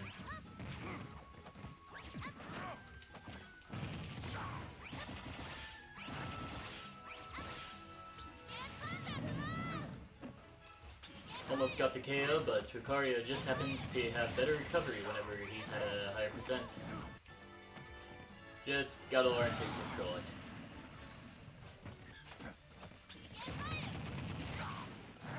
Don't think I'll hit Mom with copious amounts of PK Fire like I did Mewtwo the last time I decided to hit someone with copious amounts of PK Fire.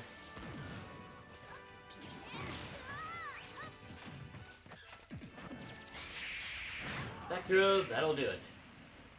Stages like Town and City and the Northern Cave and Kalos, they really do favor the characters that can KO off of the side of the stage and all that.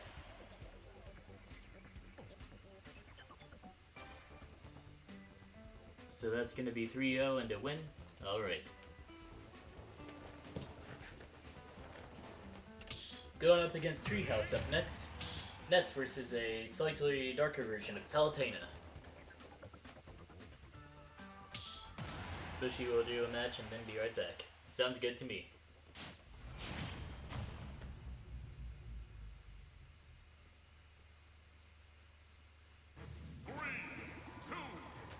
One-winged angel. I wonder who that is.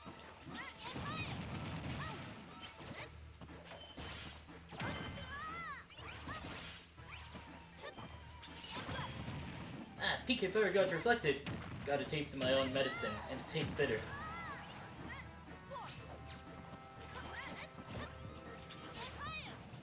Supposedly, if I was Treehouse, I probably would have tried using an up smash right in there.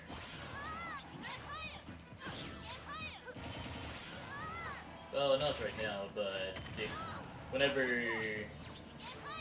Treehouse had the opportunity and I was on the platform, would have definitely did the up smash. Down smash takes out my first stock. Read the warp option.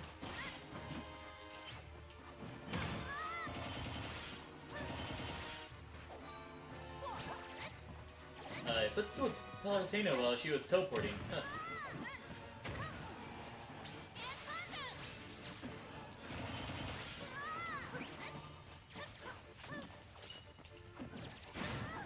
Your counter didn't exactly stop my grab.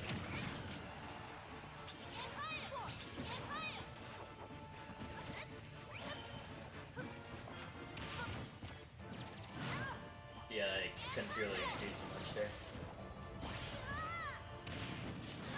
Oh wait, now that I think about it. Yeah, one back air would definitely take out my second stock.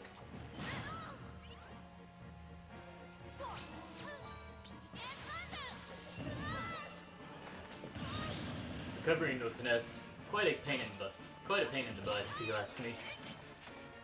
But I guess they had to balance him out some way in the casual scene. Anyways, dash attack takes out Treehouse's first stock.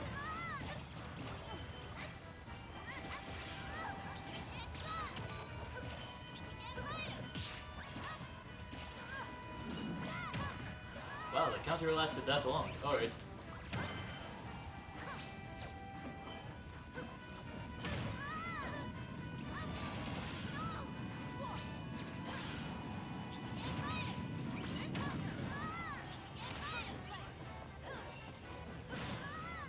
Treehouse is really going in right now. In the back air, it takes out my final stock. Thought Treehouse was gonna try the counter, but the back air just proved to be a lot safer of an option, considering the circumstances. Anyways, good round, Treehouse. So that's 1, 3, and no win. Treehouse then goes up against Harley Leck.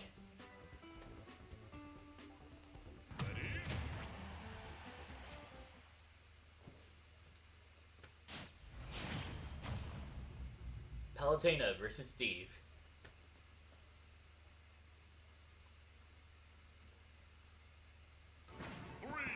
On to Town and City we go. Go!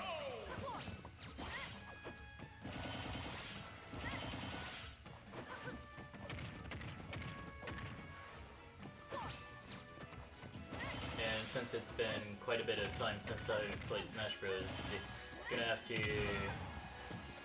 see how Steve's combo routes are. And also, that was kind of a strange movement thing that happened with the anvil there.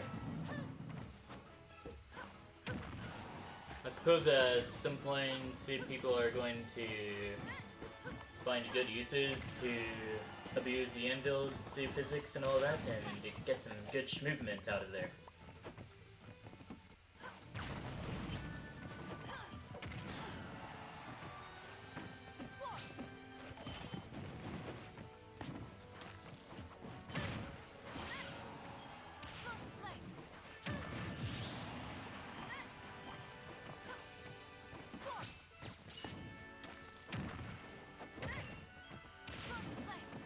Anyways, the minecart into the forward area takes out Treehouse's first stock.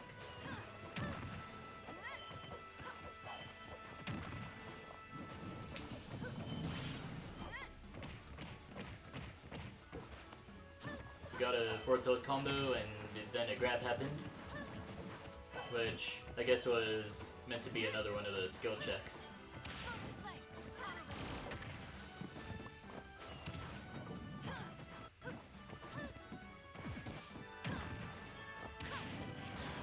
Explosive Flame sends Harley Leck up into the air, and then the up smash ends off his second stock. Yeah, it's kinda intimidating to see someone just do all those fancy movement options and all that. Minecart forward air up smash sends the Treehouse into the sky. The poor attempt at getting back into neutral sends Treehouse into the blast zone. As it should be, I guess, whenever you make poor decisions.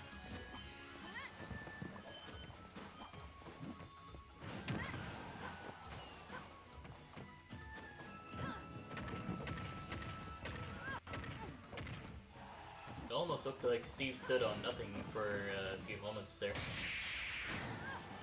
And the back air sends Treehouse into the blast zone for the final time. And Harley Leck goes on to stay in the arena for a bit longer. Honestly, a pretty good round. That was rough, what? I guess it might have been a misinput? Oh no. Row! And it was Quinn who was calling Harley out with the head row thing.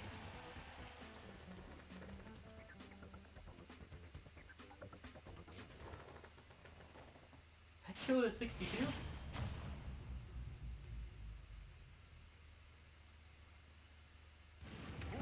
Oh, okay, so that's why that was rough came out.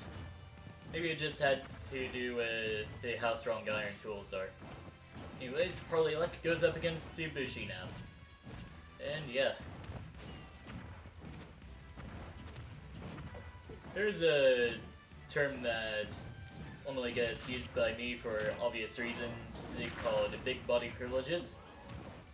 And yeah, that just applies to any sort of a game where a character's big hurtbox or hitbox, well, more like hurtbox would have some big benefit. Well, would just give some sort of an edge over other characters. Mainly, Bowser just being big and heavy as he is, would definitely get comboed pretty quickly there.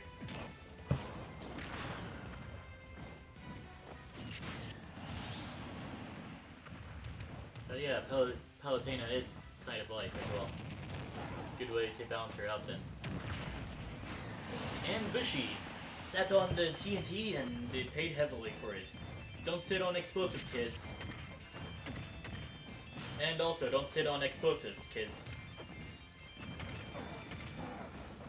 Mainly the second one, since I don't think you're gonna encounter explosive kids very often.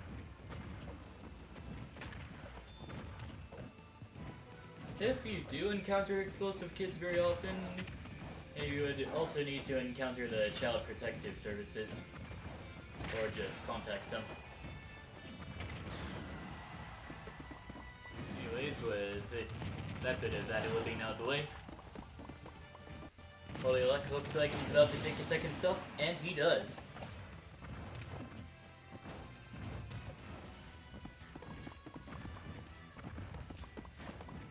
And yeah, it's kind of hard for Bushy to find a safe way in at the moment. Just need to go for some playstyles that favor Bowser's survivability and all that.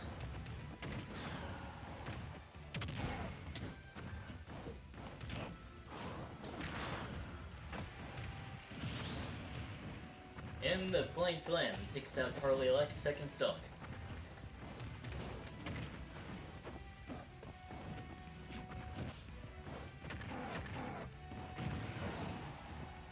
Big body privileges are giving Harley Elec quite the edge at the moment.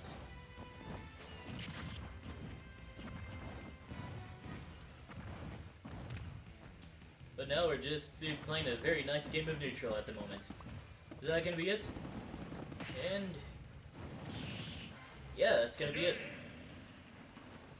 Thought Bushi was gonna get saved by the Elytra usage, but then nothing really changed there.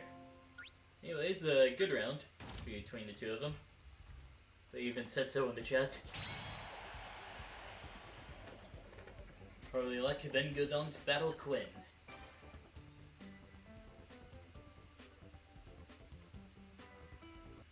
Only like 20 minutes left until today's portion of the experiment is over, unless you use 2 encores in a row. Alright, BRB. Sounds good.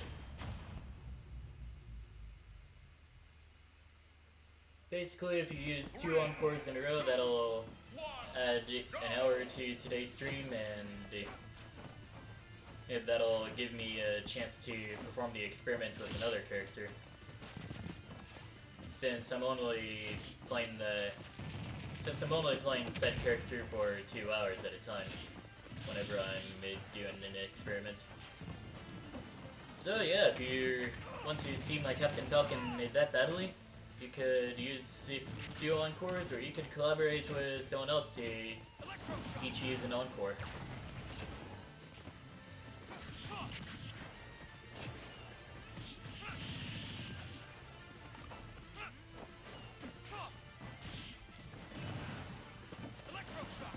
Oh, that almost looked like Quinn was about to get blown up by the TNT there. But I guess some legend interactions are different than others.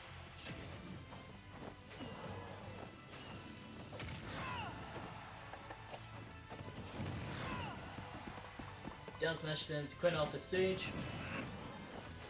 But then Quinn managed to get a good recovery off of that. Forward smash sends Harley Elec into the blast zone.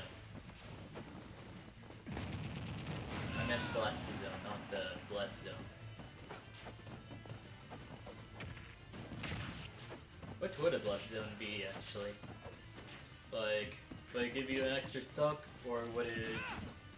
Well, yeah, it would probably just give you an extra stock and reverse the score of the match.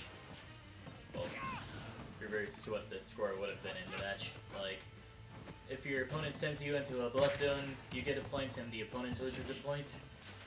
Sounds really cheap, but hey, I guess it's a concept. Not a very good concept. I'm in favor of keeping our blast zones, not adding in the blast zones. Anyways, the side special takes out Harley Leck's second stock.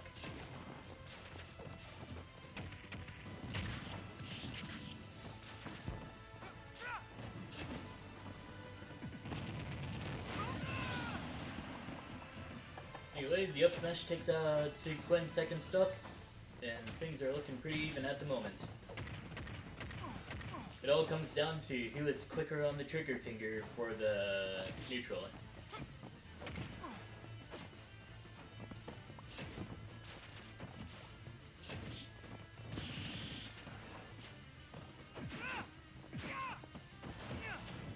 The electric shock almost gives the Harley Leck a huge bit of damage. But then the down smash takes out Quinn's final stock.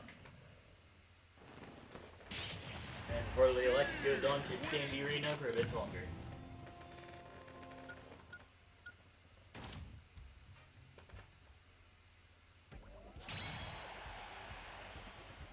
Going up against me up next. Oh, that was a no impact landing. Congrats on that, actually.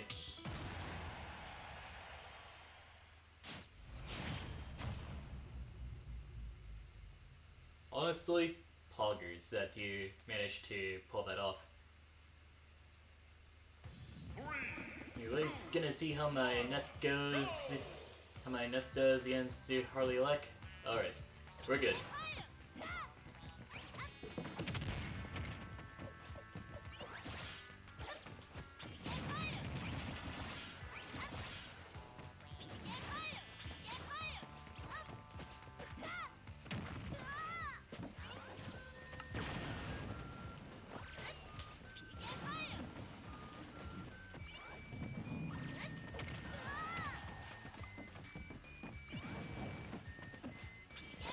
That was almost a really good edge guard there, but my Ness just be moving too much.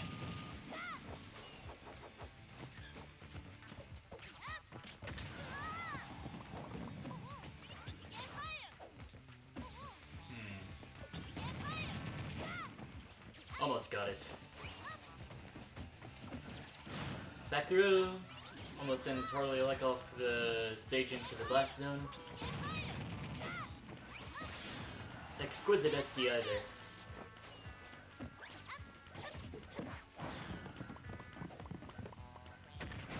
And then the border takes out my first stock.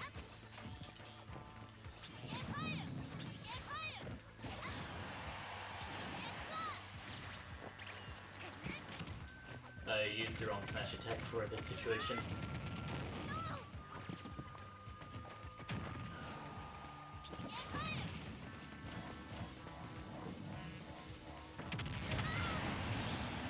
Yo, it just worked as planned!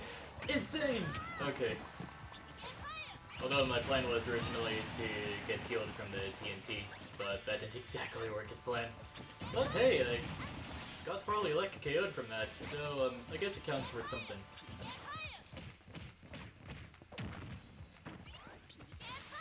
Have to recover his Ness! Okay.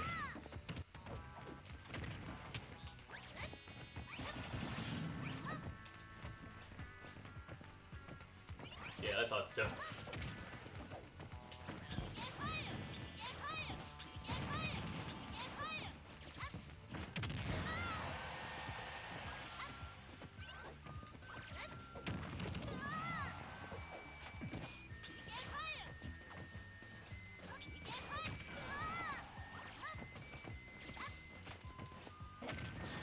Almost got the forward smash in, but see, the game had other ideas.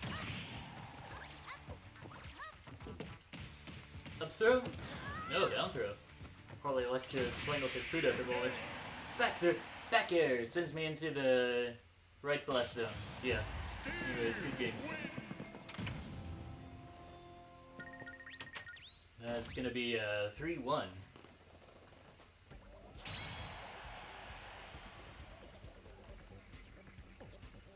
And yeah, I believe that's gonna be all for the experiment for today, so I'll just switch over to Bioth now.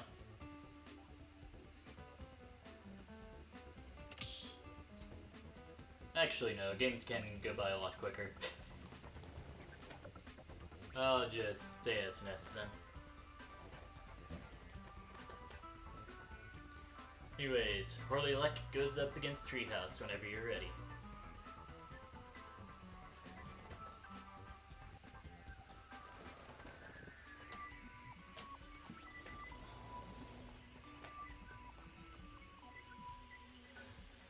Maybe Treehouse is AFK at the moment?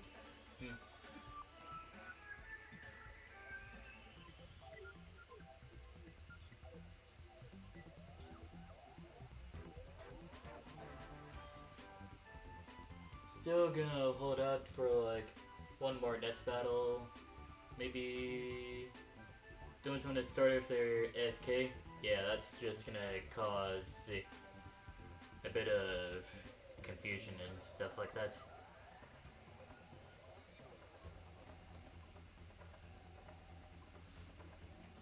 And yeah, that's gonna be an encore, which means the stream will then end at 11:30.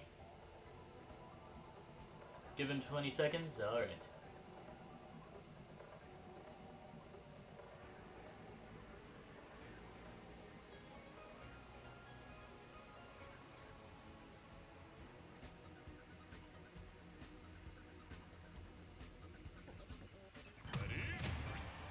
Alright. Oh, the match does start. Cool.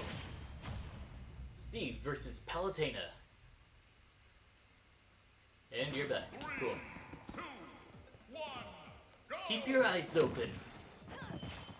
Steve's pretty good at keeping his eyes open. You rarely ever see him blink. But yeah, quick fact about Smash Ultimate, Steve does blink in this game.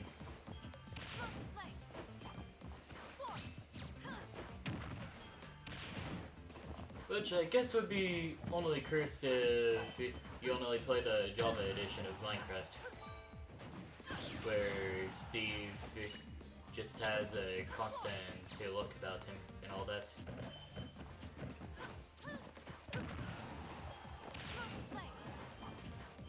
Meanwhile, I'm pretty sure that's in the Bedrock version of Minecraft.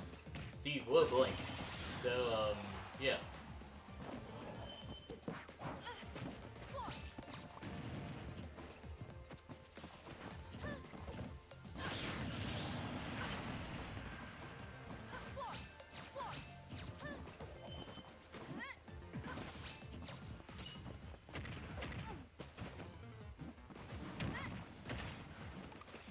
Anyways, going on with the commentary of the battle. If Treehouse is swagger enough, then if the 100th place, it would have definitely been a 9 earlier, before they got damaged again, that is. Oh, blocked by the block. And the forward smash sends the Horley-Leck off the stage. There was an attempt to disarm the blocks using explosive flame, but the blocks had other ideas. It just had to live that.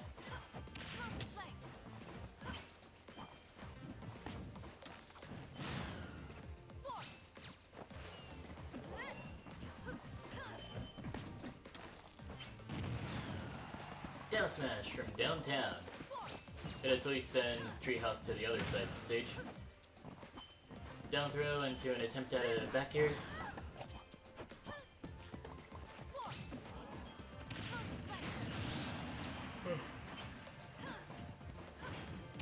Forgot to breathe and had to yawn again.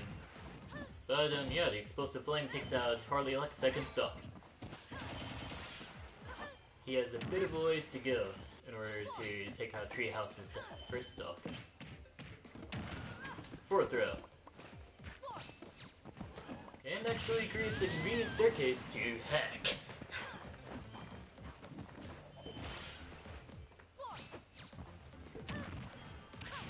Not sure why I censored myself there, but yeah, I guess we'll take it.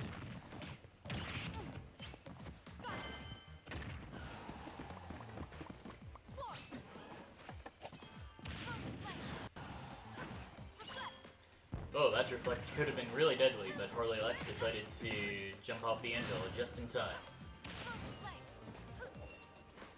Oh, that was close.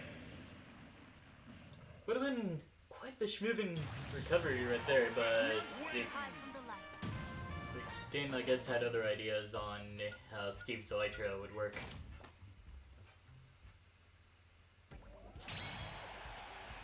Anyways, Treehouse goes on to battle Rough and Puff.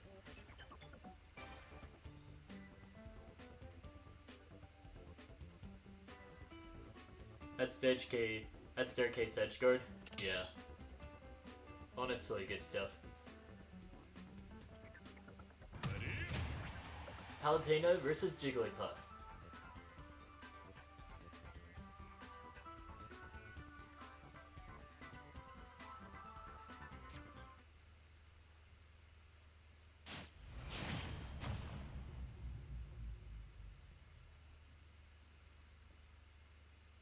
And it'll be on FD.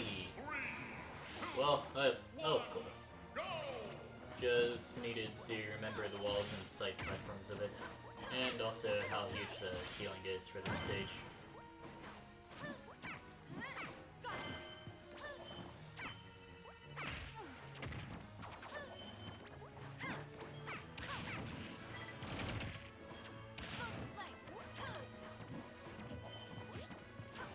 It either blocks teleport recoveries or it puts you in a state where you can get hit. Honestly, good to know. Yeah. That way you probably won't drive yourself insane trying to find a way out of the block setups that Steve has whenever you do have a teleport recovery. Because then you just know it's impossible. Down tilt to forwarder.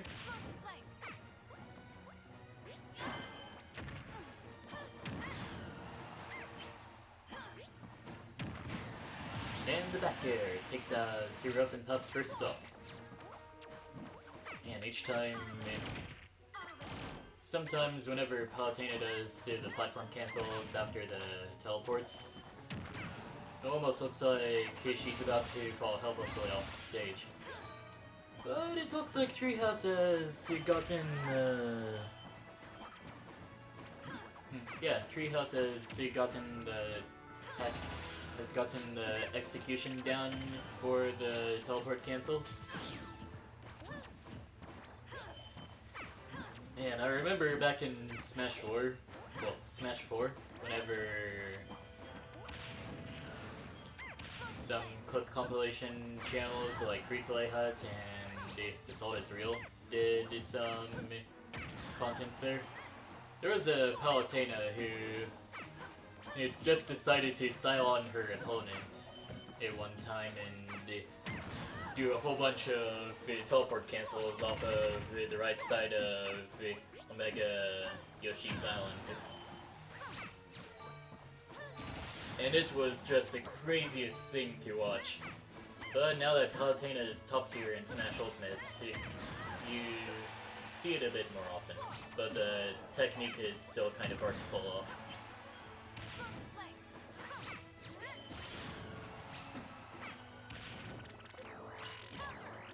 Almost a good counter, but Jigglypuff just rolled right on through. And the Explosive Flame takes out Rough and Puff's second stock. The pound.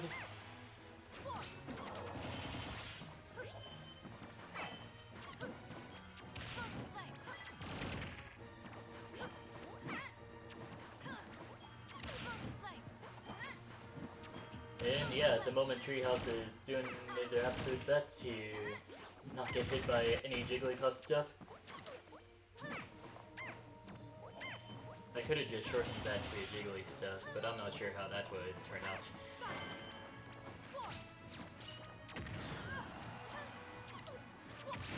And the jiggly stuff takes out trees, houses, for stock. Or now that I think about it, it was just an error. Yeah. And the up smash sends Rough and Puff into the sky.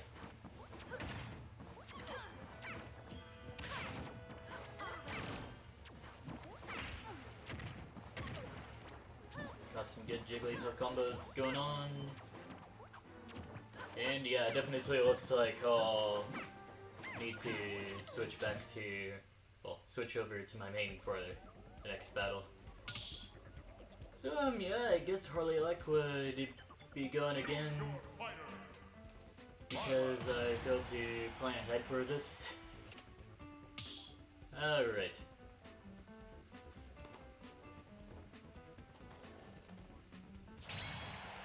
So to take notes on the current stuff,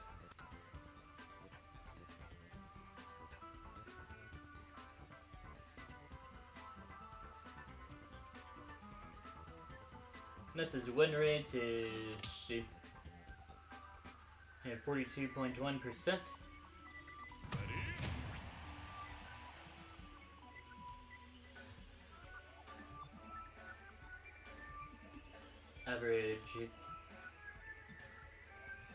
Average stocks is 2.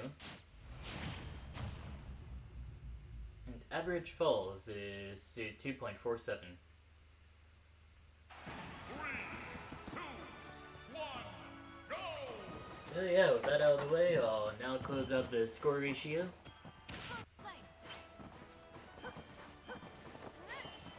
And go on with playing as Violet whenever my chance does come. Anyways, Harley Luck is hitting Palutena with some Steve shenanigans.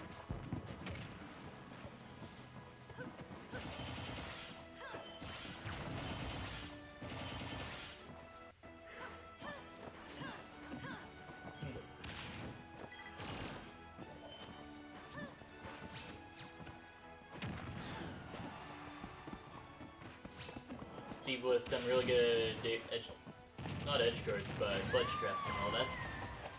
Starcade causes Steve by the magma block.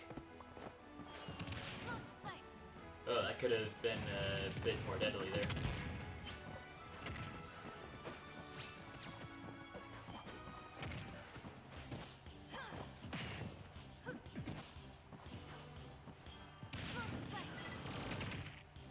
And yeah, honestly, a pretty good BNB for Palutena is the Explosive Flame into the Auto Reticle. Even though Explosive Flame may be hard to hit sometimes, it makes you look cool while you do it.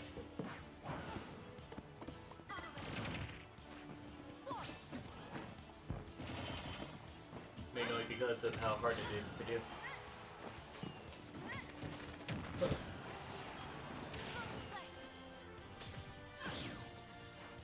And the fear of being up smash caused the Harley Lex Super Stock to go away.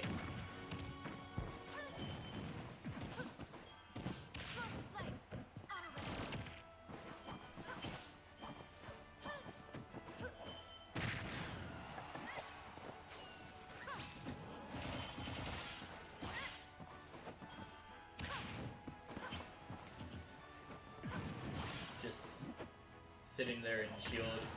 Honestly, one of those Smash 4 moments.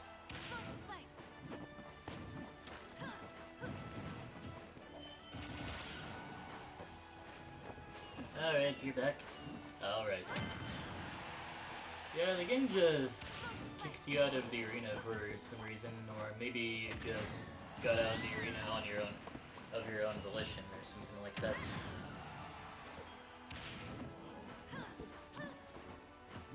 But as far as I know, no one has filled up the arena since then. It's just us four here, Harley Luck, Treehouse, me, and Rough and Puff.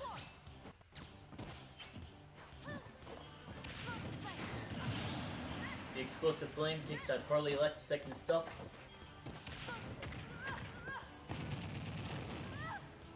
And it almost looks like that up smash would take out Two Treehouse's final stop, but the game had other plans.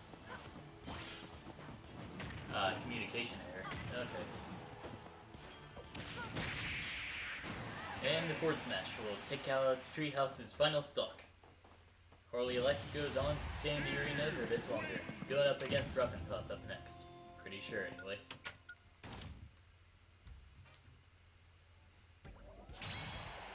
Nope. Going up against me next. Alright.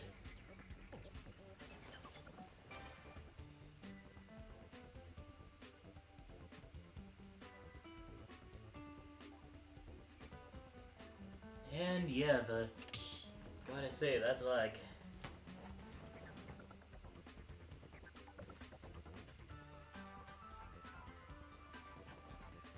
Yep, that's a lot of people. Anyways. Going on with the next match of today. Pulling out my bile finally.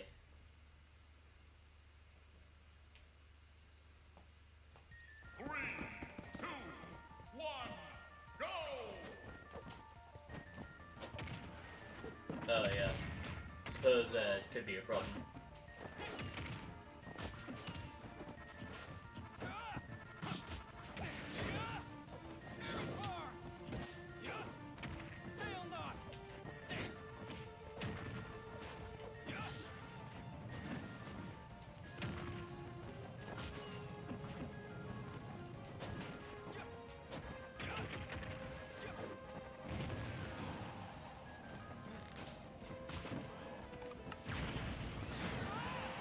Almost got the jump on him with the Legend Invincibility with the get him attack, but that didn't exactly work out in my favor.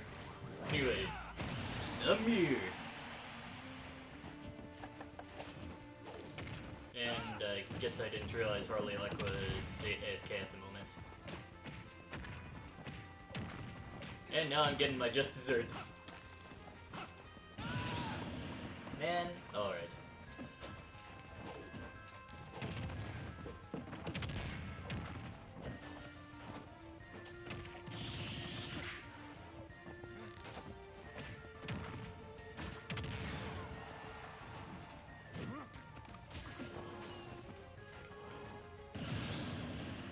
Yeah, I guess that Edgeguard was kind of out there.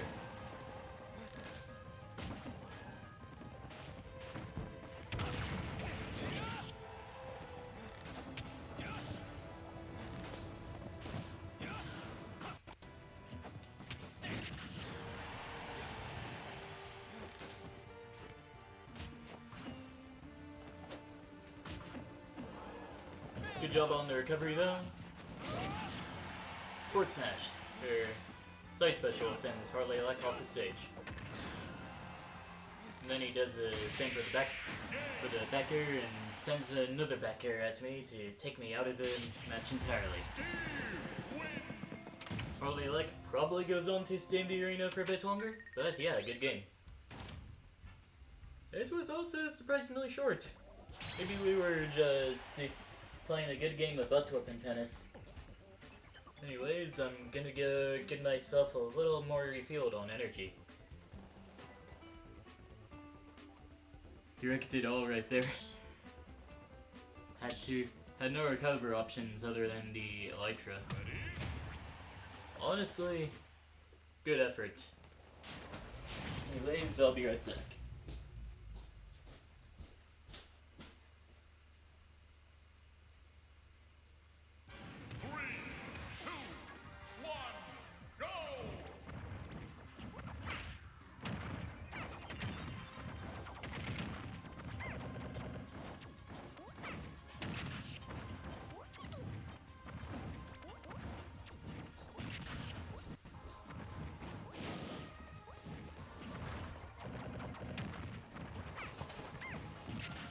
Anyways, we're seeing our first match between Rough and Puff and Bushy here.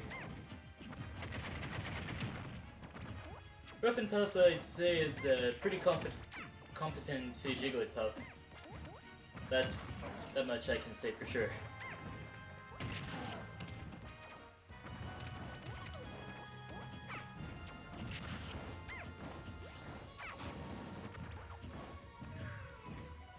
Well, there was an attempt, but Ibushi probably had better punish options than that. Maybe he got excited and performed a forwarder instead. Cause that happens with me sometimes, that's for sure.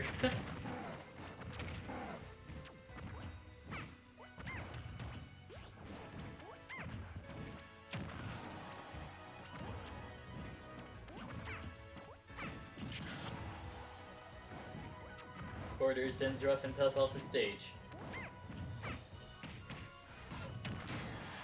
And the dash attack sends Ibushi into the blast zone.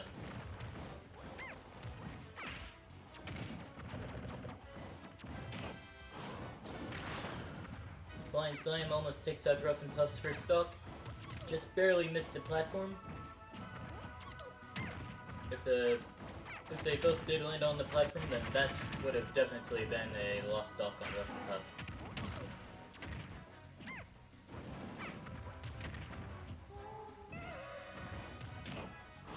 And the Flying Slam takes out Rough and Puff's first stock.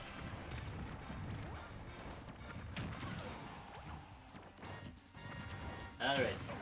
Have a good rest of your day, Treehouse. And, yeah, honestly, I'm planning on participating in a Smash tournament tonight as well.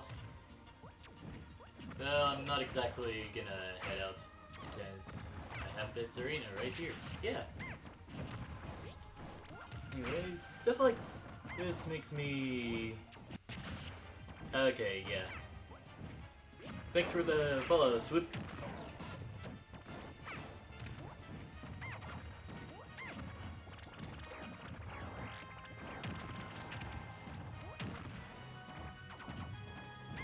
And also, thanks for the follow, Treehouse.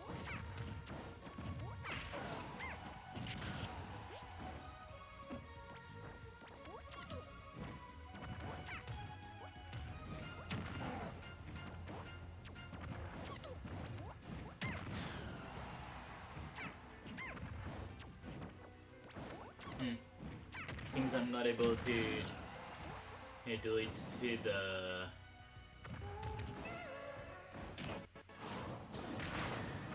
But yeah, apparently some strange company keeps on whispering to me on Twitch, asking me if I want followers quickly. And honestly,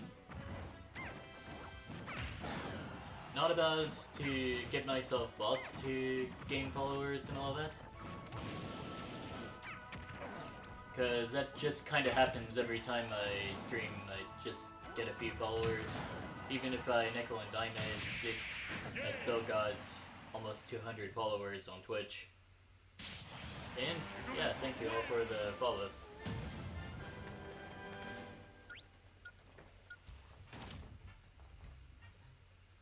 Anyways, the GG from Bushy.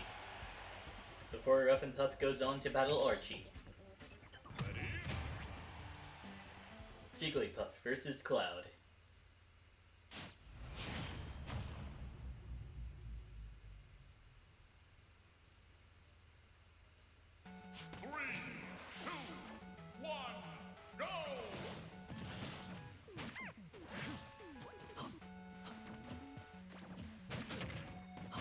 It almost looked like Rough and Puff was about to get hit with the rest of that cross slash, but see, Rough and Puff had other ideas.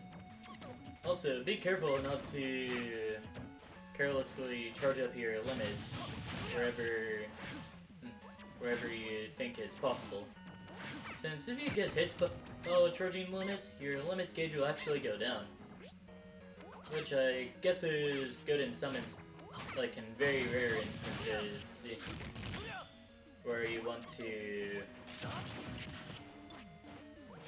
you would want to get some limit stuff a bit later.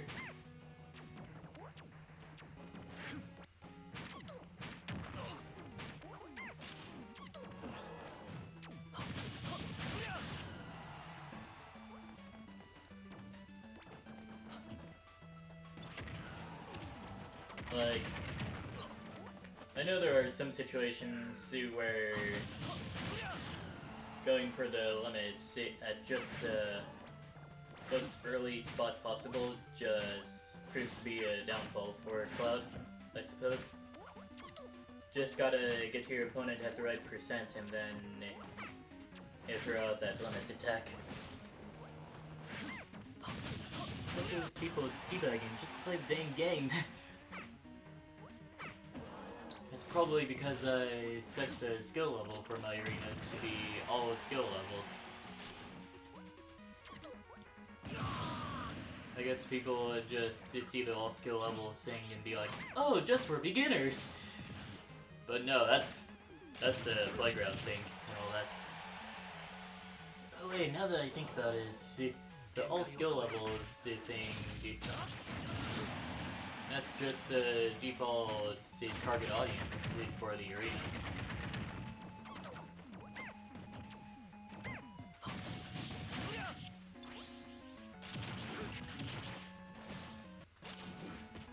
Anyways, understandably, Rough and Puff is gonna want to, well, it's going to make fun of Archie for a few moments.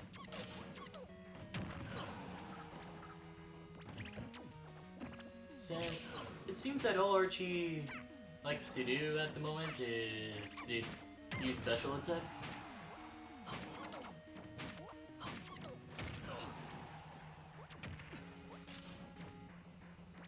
Well, I suppose teabagging is only toxic in the right context. Like Alfred Deluxe in their series where he tries to get as many characters into Elite Smash as possible while only using preferred rules off. Like teabagging a free-for-all while you're right next to someone, that means you want to team up with them. Teabagging in a context like this, where you're getting your butt handed to you on a silver platter, probably in a fancy mansion too. Yeah, that just means you're crying out for help, like, oh no, please, have mercy! I was trying to reenact that scene from SpongeBob or something like that. Oh, Sing did not hit for some reason. But if you're teabagging while you're ahead, now that's just toxic. No one doesn't want to see that crap. Like, get a professional. You're not a professional at Smash for it, just step it up. Gets annoying in Elite Smash? Yeah.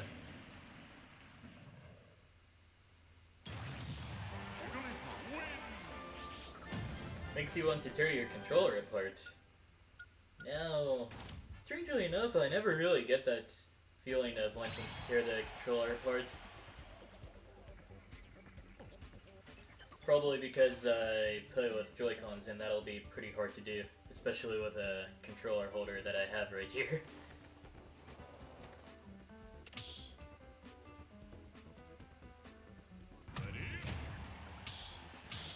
Honestly, yeah.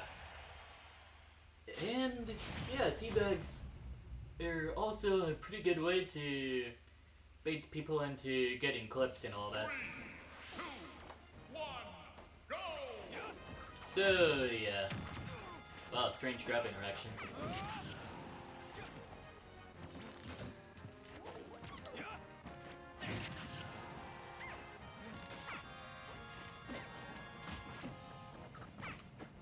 Meanwhile, I have my own way of just having a bit of fun on Elite Smash.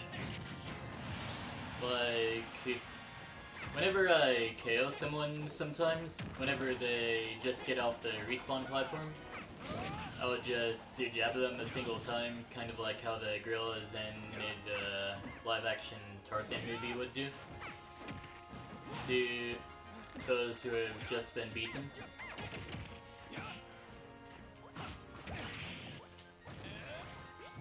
Whoa! And I managed to live that. Alright, that was pretty good.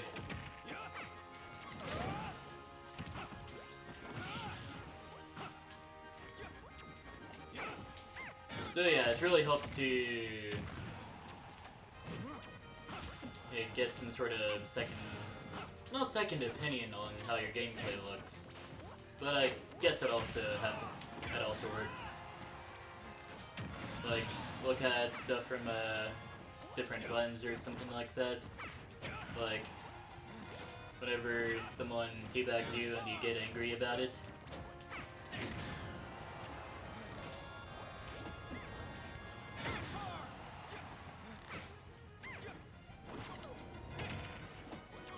In fact, there's kind of a technique. It's kind of a technique that I'd like to call Master Stranger protocols. Just look at your situation from a different lens and Chance to grow. you look at yourself, especially. That Amir kill was sick, though.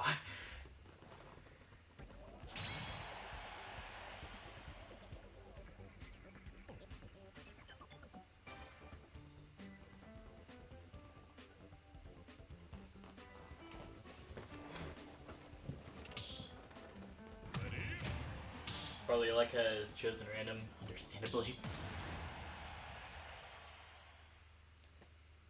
Oh, frick, don't start the game yet? Well, I just started the game. Hope you're ready, though. 3, 2, 1, go! Alright, we're good. Probably luck with a random coming in with a min-min. Basically, Steve, but with range and probably less gimmicks, I don't know.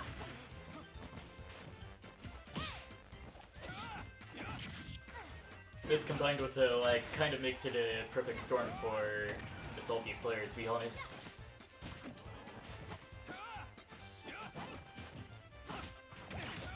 Oh wait, you're at the spike percent. Okay.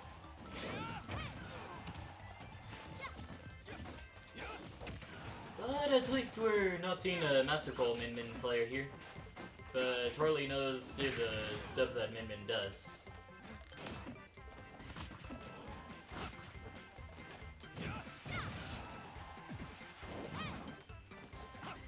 I gave my jump. No.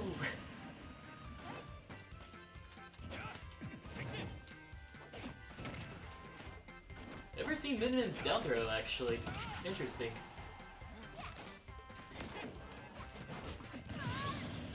Probably went for the foot dive, but that didn't quite work.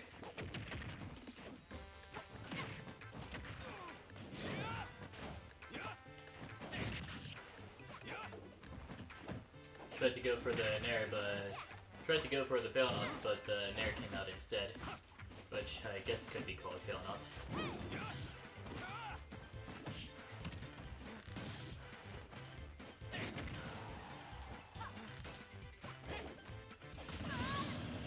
Yeah, also just remember that Min-Min has a worse DLC tether grab in the game, so... Well, tether to ledge grab anyways. Now that I think about it, jumping from a ledge and using the air bar is probably a bad idea.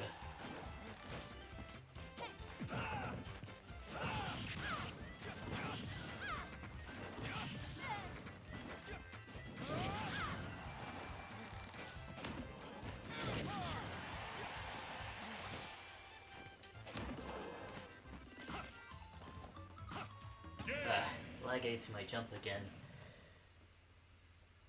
Internet like probably eats jumps for breakfast, especially from characters who kind of depend on their jumps to get back on stage or something like that.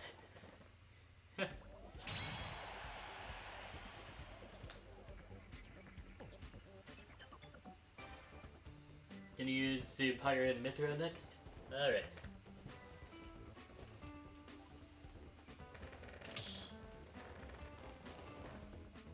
Yo, imagine Mr. Sakurai came back from his recovery and add Dry Bowser into Smash. That'll be dope. No, I'm not gonna count on that at all. Honestly, yeah, for the amount of Eka fighters there were, they kind of got hyped up quite a bit.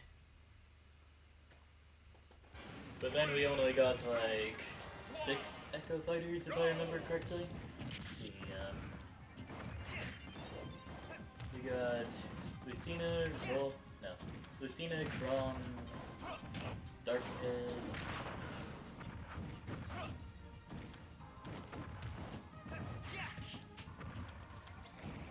Richter, and Ken. Oh, and also Dark Samus. So yeah, 6 Echo Fighters for how hyped up they were. I suppose some characters had potential to be Echo Fighter material as well. It's like, Isabelle definitely had Echo Fighter potential, but the team just made a very diverse moveset for her. But then again, Ken also has kind of a diverse moveset, so, yeah. Ooh. For how low tier Corrin is nowadays, his counter can really hit strong. Anyways, the Flank Slam takes out Harley Lex for her stock.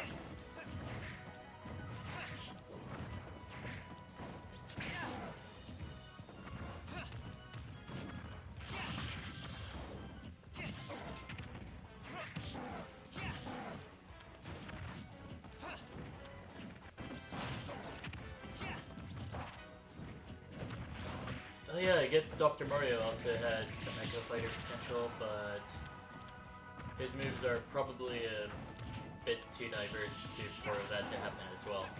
Which is really strange, honestly.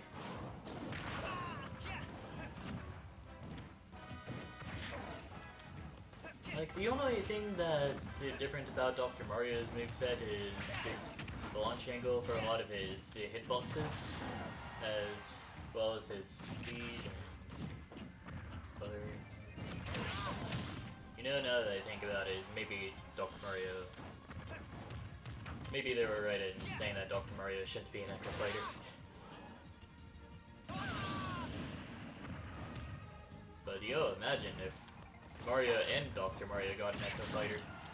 You know, now that I think about it, Toon Link kind of had the potential to be an Echo Fighter as a young Link at some point, but I guess they just wanted to diversify the Links a bit more.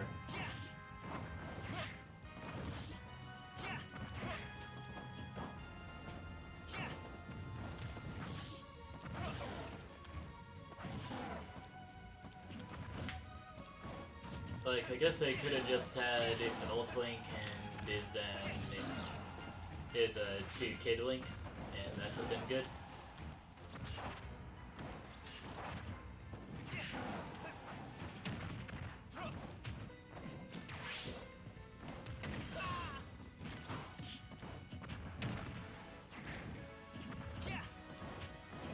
But yeah, Dry Bowser would have probably been either a great alternate costume for Bowser or a great Echo Fighter for Bowser. Like, I guess Dry Bowser would have been considerably lighter than Bowser, since he's just bones at that point. Blue Flames would not add as fire damage, but more as aura damage, making Dry Bowser the 3rd character to use aura. But the other 2 characters being Lucario and Richter? Yeah.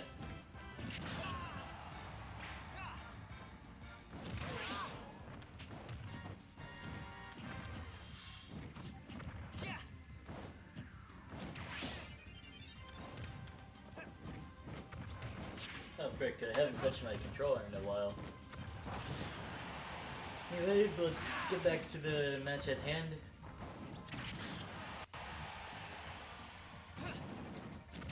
Oh, actually, you know it would be kinda sick, I mean, imagine what Giga Dry Bowser would have been like.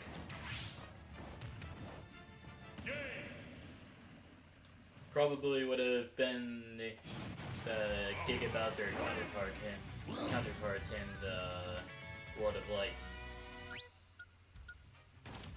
Maybe during the World of Dark portion of World of Light, there would have been a boss fight where you fight against Giga Dry Bowser, and the moveset would work considerably different than regular Bowser and all that. 3, 2, 1, go! Rough and Puff says, "Bring the pain!"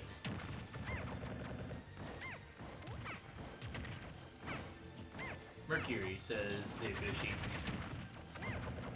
But then turns out he meant good game. Also, the shield break?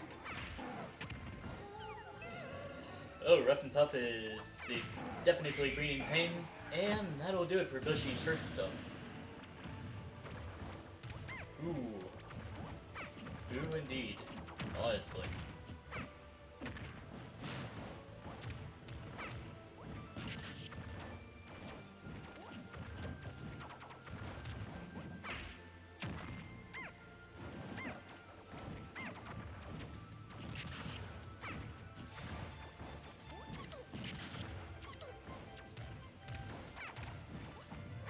But yeah, I'm pretty sure with the amount of time Rough and Puff had to set up that combo that they were going for, maybe Bushi would have been able to mash out there, since it didn't look like Bushi was mashing out at all.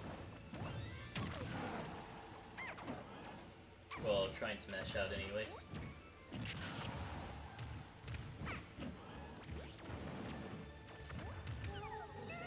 Oh, put to sleep, and Forward Smash will take out Bushy's second stock.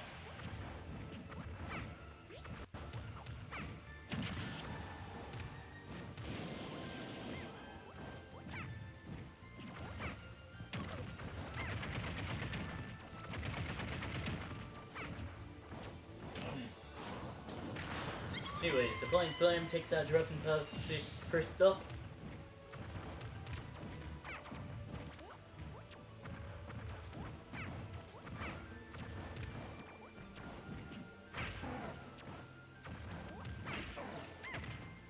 But Rough and Puff has a few other ideas on how to survive here.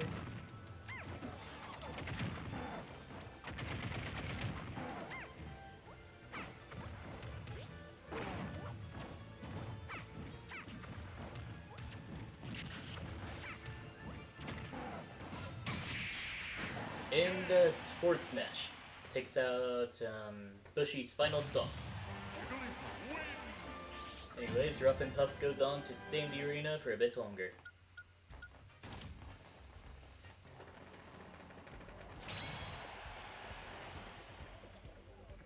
It seems we may be down a person at the moment, but maybe it's my imagination.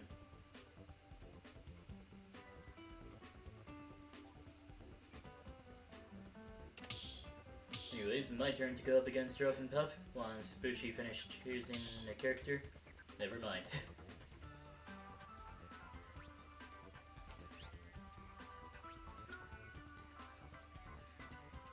Peace. Alright. Jigglypuff is cute but annoying at the same time. I suppose Jigglypuff is, yeah?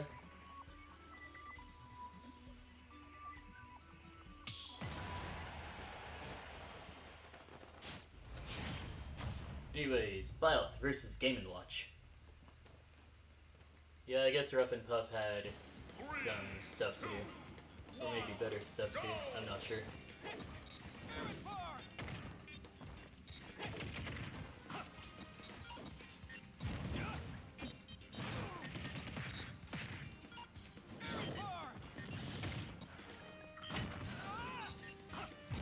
I'm pretty sure I got that tether.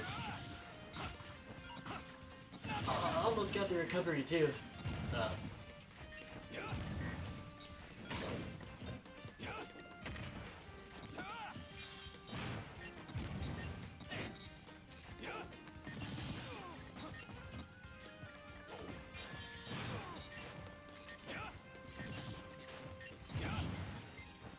feels like I'm getting all that spaghetti in there.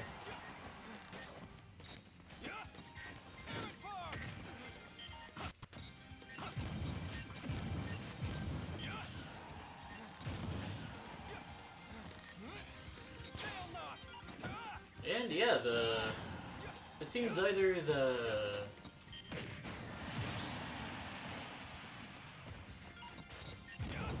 iframes on Game & Watch's Up Special is saved in there, or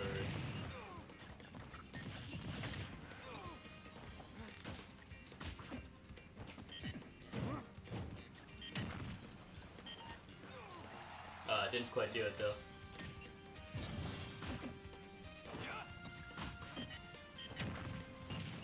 Wait, how did I get an attack not to even connect there? Probably like playing with this food quite literally then.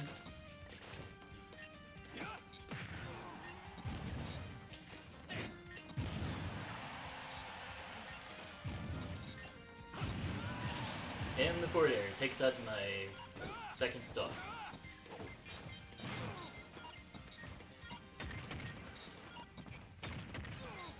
Kinda... the battle's latency is actually doing pretty fine here. And down smash into imagination takes out my final stock. The 2. Mr. Game & Watch do be a funny character, that's for sure. Yeah, good game, yeah.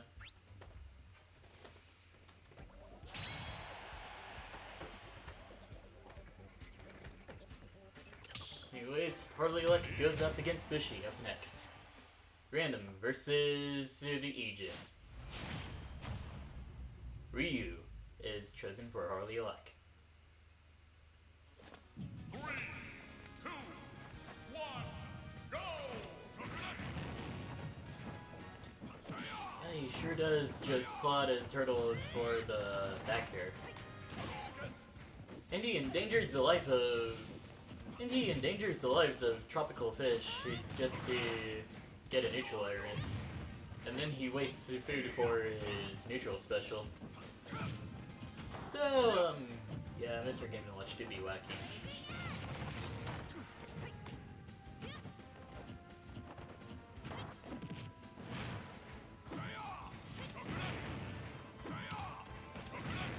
Shokuhatsu! Or maybe it's just Shokuhado, or something like that. Then the close jab into Shoryuken takes out Bushy's first stock.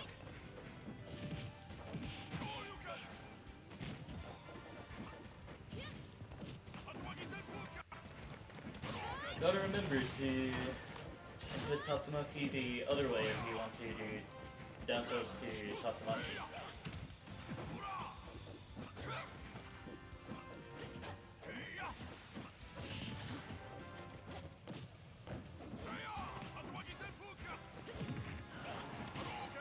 Oh yeah, that's how you did it.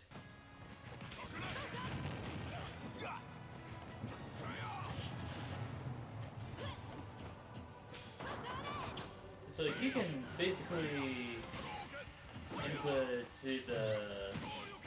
buffer the input version of Tatsumaki out of a down tilt. Things should be good.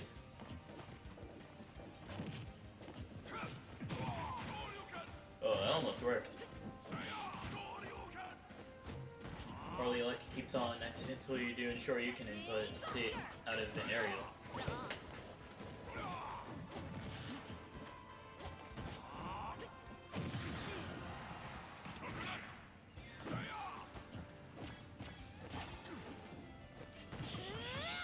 Lightning Buster.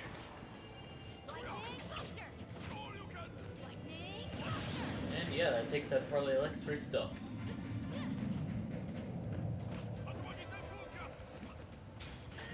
Foot on edge. Actually, that place kind of sounded cool. Foot on edge. That sounded less cool. No.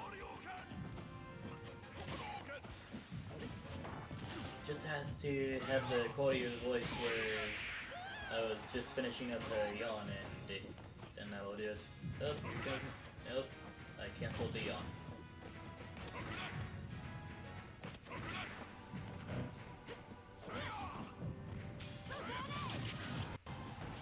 So yeah, if Harley Luck does a strong attack on Bushi at this moment, then Bushi's final stock will come to an end.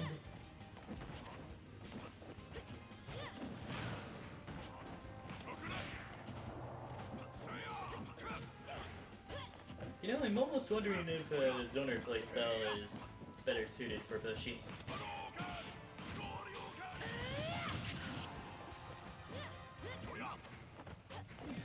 Since pure melee characters like Bowser and the Aegis don't exactly seem to be working too well here.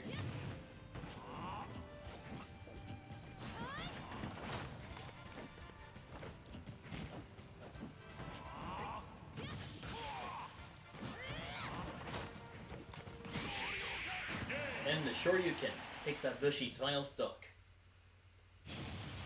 Harley Luck goes on to stay in the arena for a bit longer. The journey has just begun. Good job, says Bushi. What? Peekaboo just...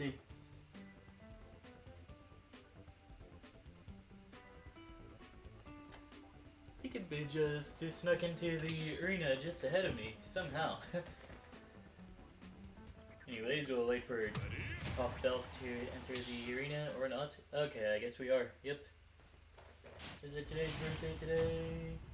Nope, someone just shared a link on Facebook. On to Wily Castle we go. Man, whenever I first heard the Hardman stage music in Smash Ultimate, I thought that song was Sid stuff. But then I heard more boppin' songs as time went on.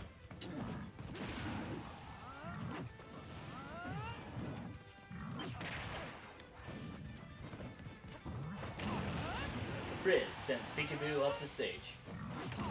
But not that much. Just like the downer. Now that I think about it, I wonder what the psyched crackle slash would be like. Would it be as cheesy as Lucas's PK freeze whenever it hits? Who knows?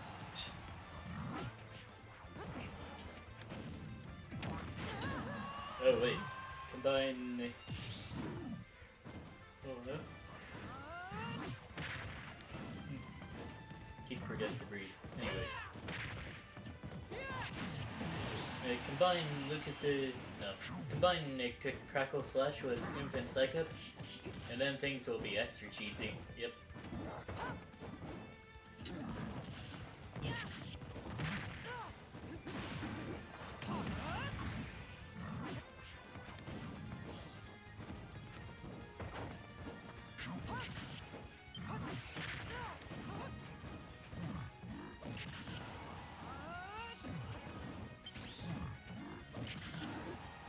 And yeah, now that Heroes bounces out of the way, it seems that Peekaboo is able to deal with Hero as he pleases, right?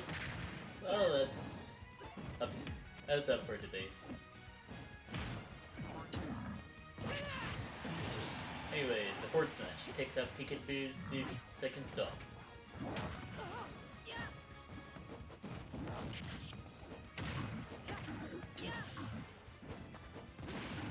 I just came up with the concept.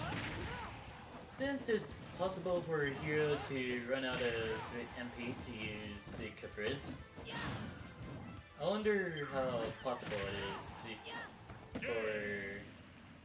Well, I wonder how much it'll really affect him if he has Kafriz fully charged up and then loses the MP needed to use Kafriz, and then he's just loses charge for Kafriz. That would be kind of interesting, I guess. Though I'm pretty sure it would only serve to do more harm than good. So maybe it's a good thing that they decided to scrap that idea. Harley Luck calls the hacks on his own win right there. Anyways, he and I will then battle on Northern Cave.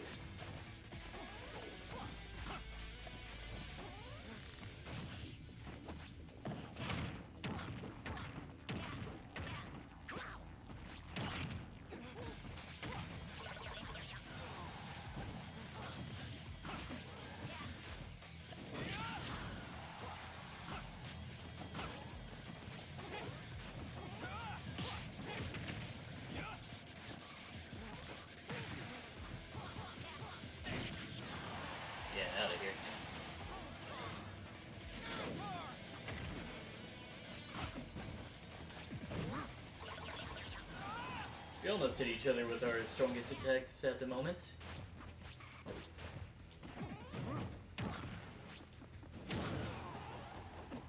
Down air almost ends in my first stock, but then I had different plans. I took a roll. SMH.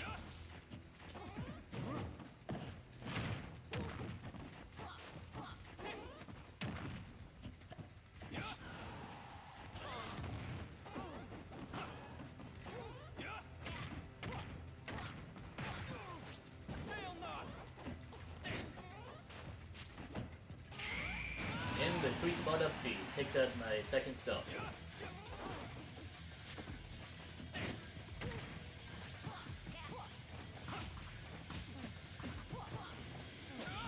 Yeah, chances are that downtown wouldn't work very well, considering the situation. And yeah, that's a dead Byleth. Insane. Anyways, Harley Luck goes on to stay in the arena for a bit longer. Yeah, good game.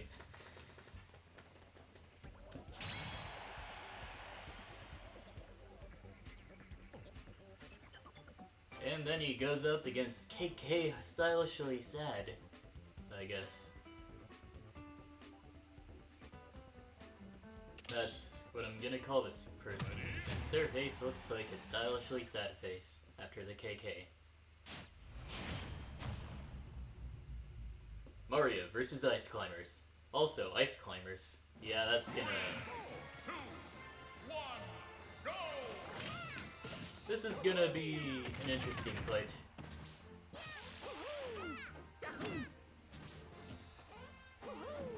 I was about to say, hey, maybe there will be desyncs in this fight. Gonna be pretty hard to pull off though.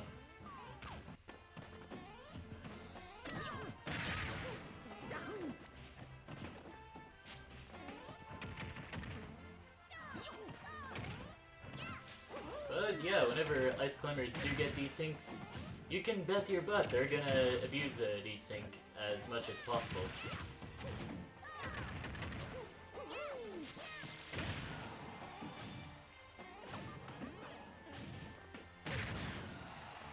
Forward Smash sends the Ice Climbers off the stage. Honestly, really scary when you can only see Popo's magnifying glass, but not Pop. But not Papa. But not Nana's. So gotta make sure both of the Ice Climbers are together before you start your recovery, or else you may be in for a bad time.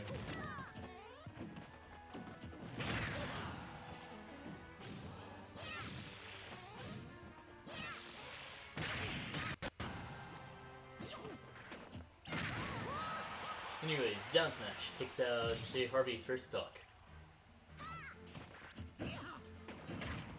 Huh, so you can apparently start a desync by doing that. Desync ruined.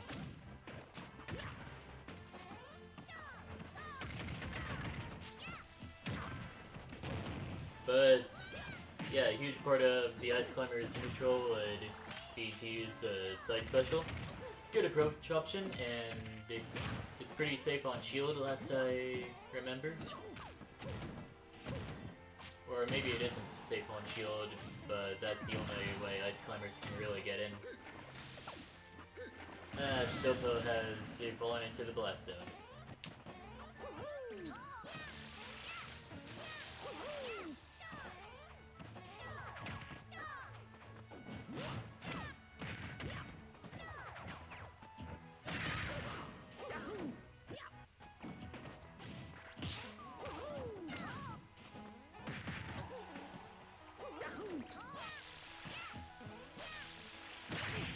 So yeah, it's definitely one of the more consistent ways to desync by just performing 2 grabs as the Ice Climbers, and then Nana would be perfectly desynced with you.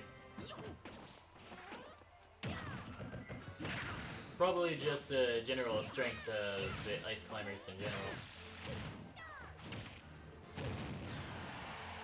Makes you want to separate the ice climbers even more.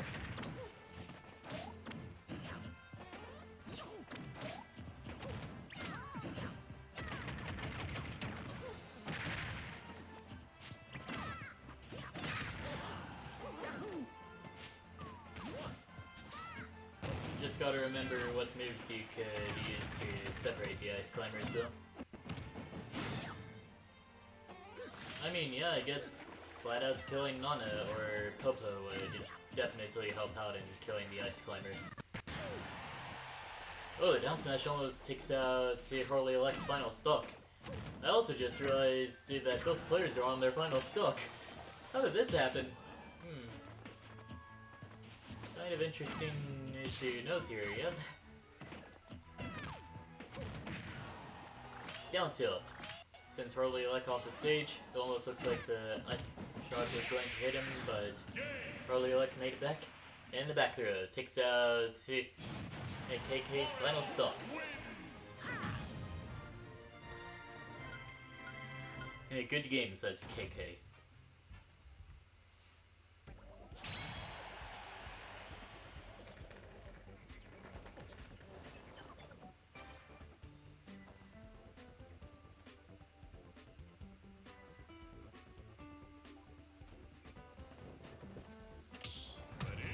And yeah, that taunt was pretty well timed so that it looked like it was part of the back throw animation and all that. Lucina goes up against Bushy's Aegis. On to Northern Cave. Go!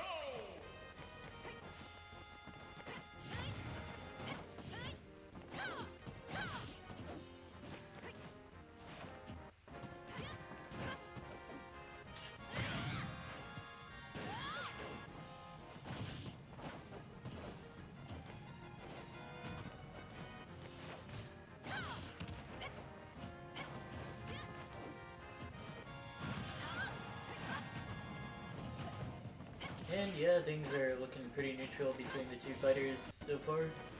Just two sorties doing whatever sorties do best.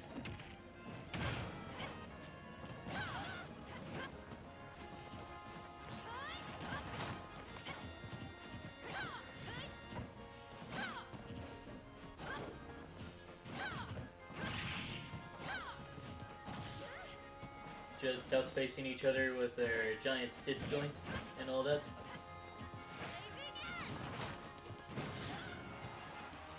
Now that I think about it,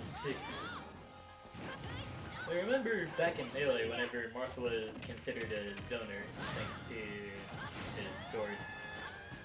But now the minimal requirement to become a zoner is to have like 2 projectiles. Since the Marth type of zoner got put into its own category called the sortie.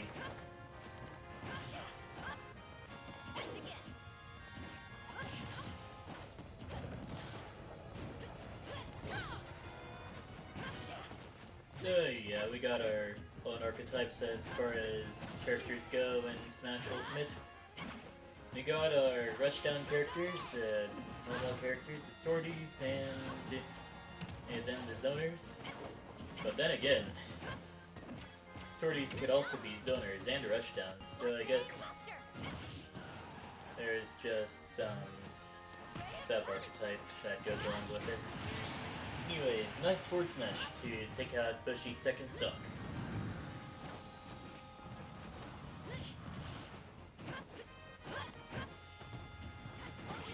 Oh wait, right, now that I think about it, Sephiroth has 3 projectiles, but I guess could be considered a sorting, I guess.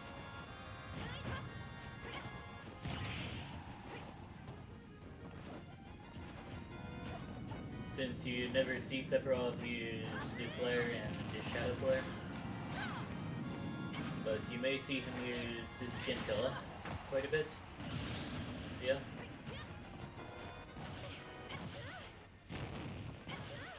I guess it's more dependent on how he plays depending on the mode. Like, I guess in team battle, Sephiroth would be more of a zoner, thanks to Shadow Flare dealing additional damage whenever the circling orbs come in contact with other opponents. But you definitely wouldn't be using the flare to play the neutral and team battle, that's for sure.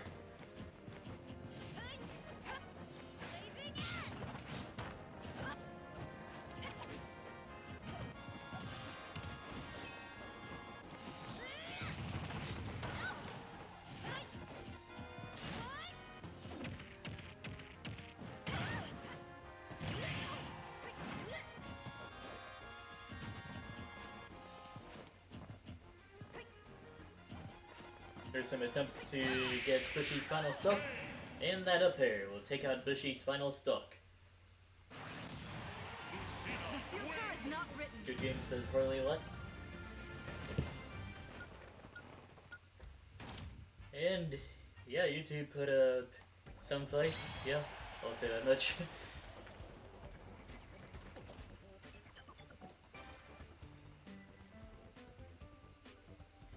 Yeah, Martha's pretty bad in Ultimate.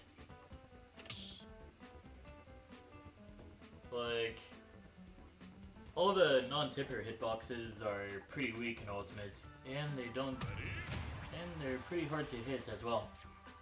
Anyways, Tough Belf is how I'm gonna read the name. Has specifically chosen Min Min. Not the first time I've seen this happen in these arenas, but we'll just see how this goes. Wow, the neutraler actually blocked off the Din's fire.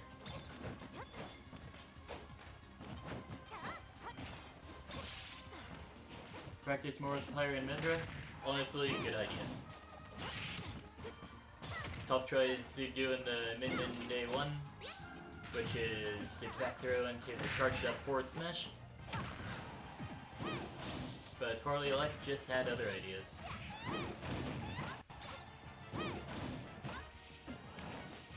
And yeah, Tough Belf definitely does have the Min Min game plan going down here. Well, just got the Min Min game plan down in pat, I mean. Since I guess Min Min would want to keep you at an arm's length, pun intended. Oh, dude, mix-ups. Except I don't think anyone's ankles got broken there. But that could be something that would break ankles, that's for sure. The sweet spot forward air takes out Tough Belf's first stock.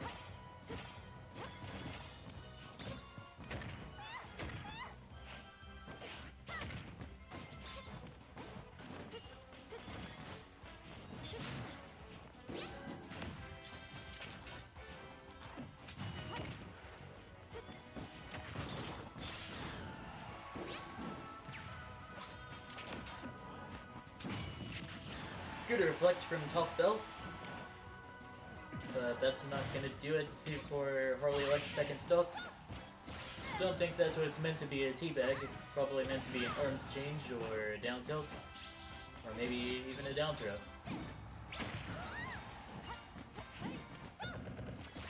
Since Min Min can use her down special to change what arm she has on her right hand. Bowser and the Aegis are the only characters you're good with? Ah, okay.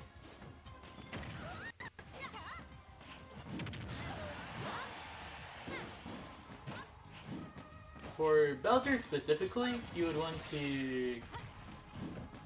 I believe you would want to play a bit more patiently and all that. Wait for the opponent to make the approach.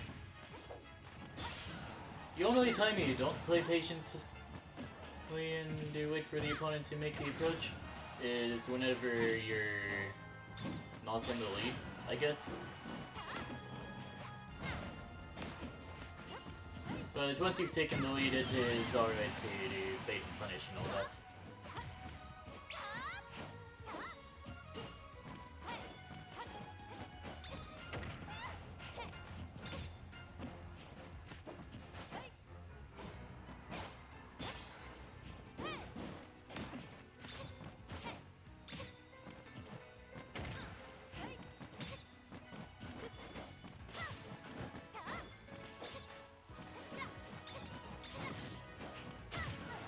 And yeah, Harley Lake is actually doing pretty good in this matchup against Minden. Just needs to land a few more good hits. You're patient whenever it comes to Bowser.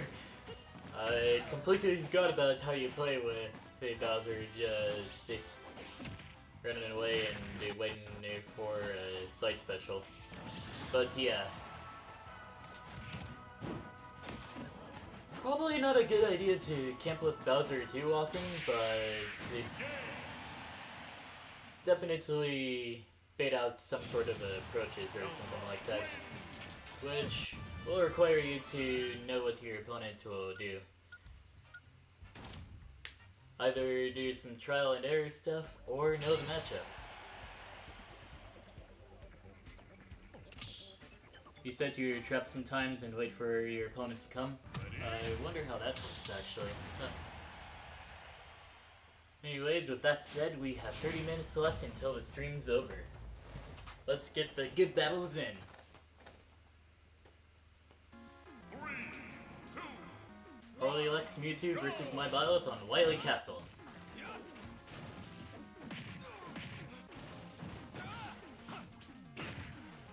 Ah, touche. That's what it's meant to be, beer versus fail not. Oh well.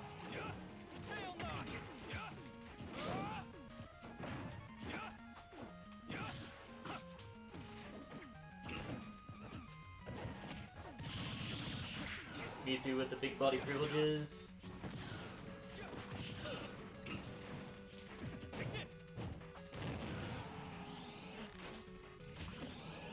Yeah, Byleth's down smash is definitely going to be unsafe on shield no matter who he hits. That's for sure.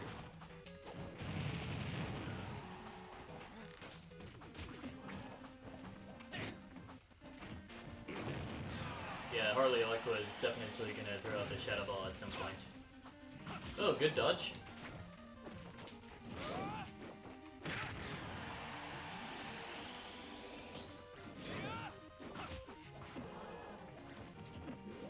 And back throw takes out my first stop.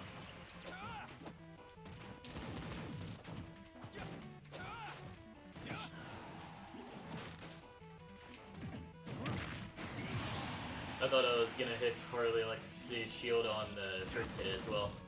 But yeah, the second hit works just fine. Right, should get some damage up on Harley Alex before, well, on anyone before I go for the down throw forward air combo. Or else people are just gonna air dodge right out of his combo. That's for sure.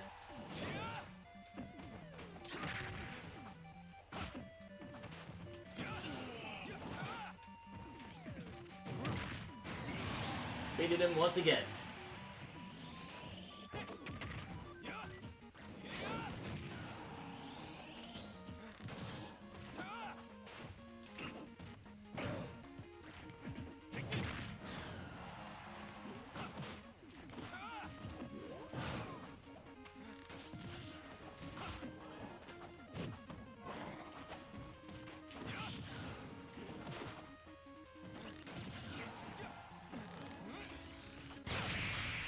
Oh, the reflector did not come out at any time.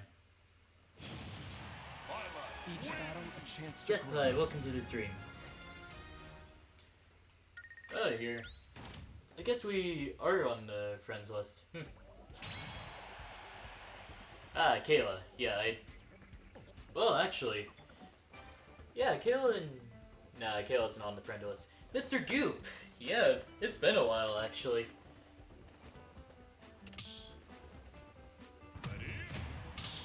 Yeah, I remember us just beating each other up in the Ridley Dittos back in the old days on Red Cord. Good times. 3, 2, 1. Honestly, yeah, Mewtwo was long in coming as far as Smash representation went. I mean, yeah, he was in Melee, but he was honestly a fan favorite and just had some other stuff going for him as far as fan appeal goes.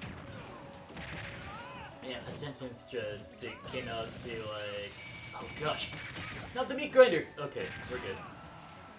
We're not good.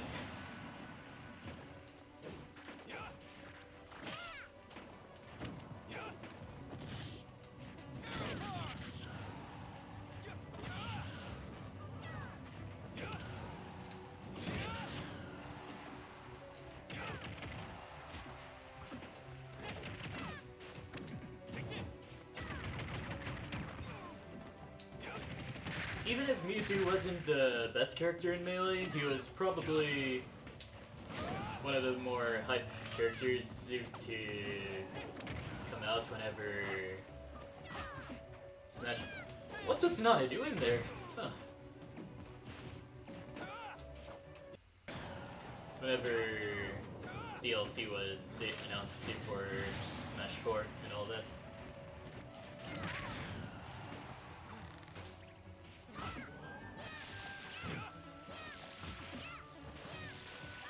Yeah, not this time. Okay. And the forward smash takes out my second stock.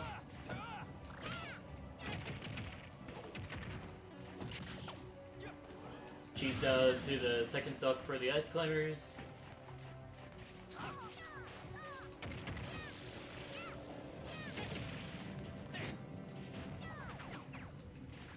Now that I think about it, KK would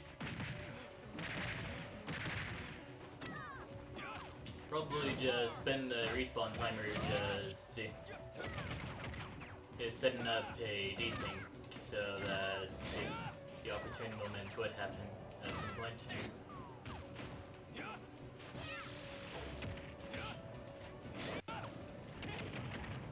Out of here, Nana! Okay. Anyways, good game, Chance to grow. Good game, Kit Kat. Which I guess that's what I'm gonna call you. Yeah, I was also in my early teens whenever Mewtwo got announced for Smash 4 DLC. And at that time, I was basically someone who eats, slept, and breathes Smash Bros. Even if I didn't own a Smash Bros. Game at that point. Just call you KK? Oh, alright.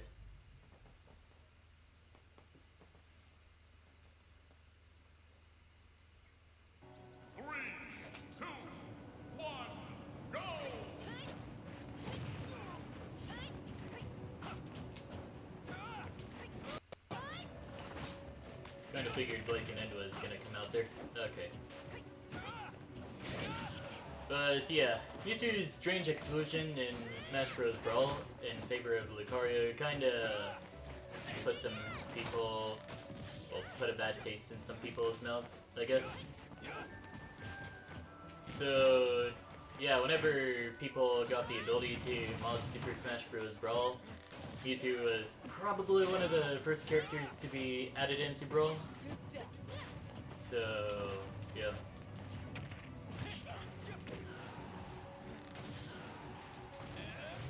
Also thanks to the emergence of a little known mod pack by the name of Project M.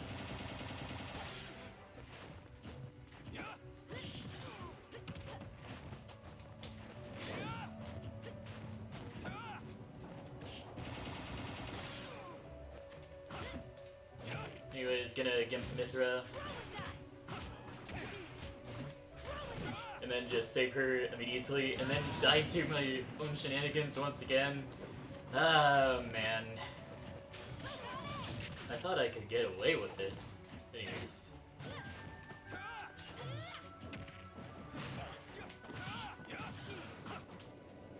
Mithra was too high of a percent for me to continue the combo off of a sort of creator anyways.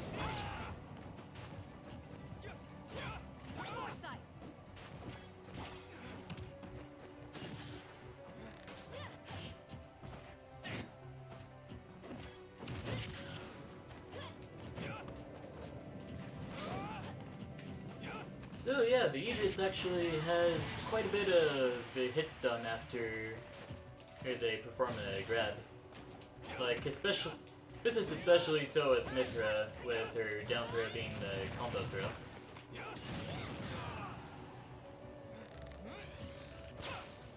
There was an attempt. Ooh, good prominence revolt.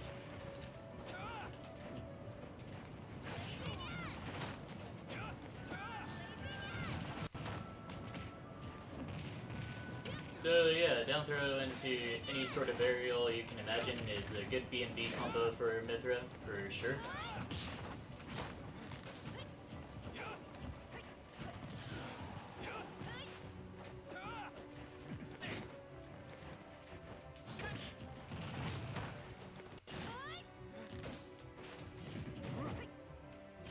Just trying to get some good stuff off of Bushy's final stock before I end the battle in some way. Somehow managed to survive all that. And the down smash will take out Bushy's final stock.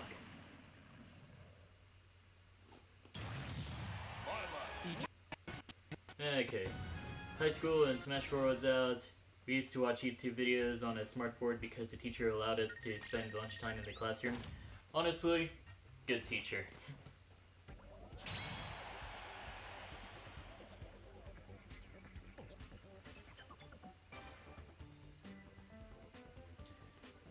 Yeah, that's what Byleth down smash does to someone. Anyways. Byleth versus King BDD.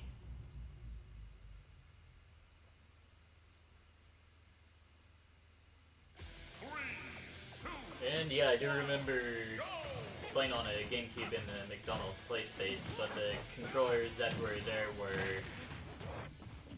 seriously broken and all that.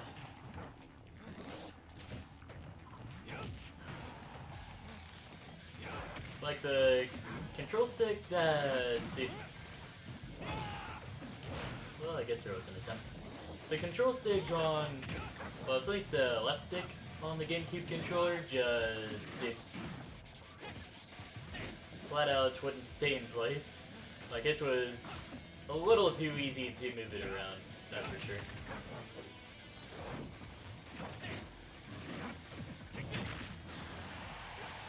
Down smash sends DDD into the sky.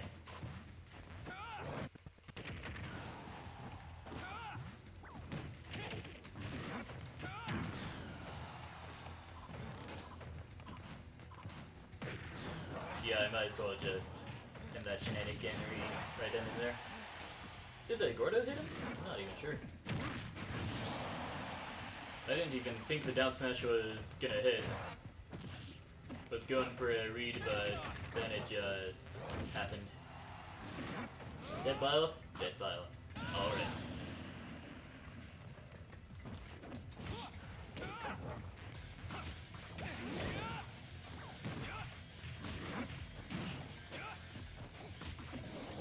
Oh, that was close.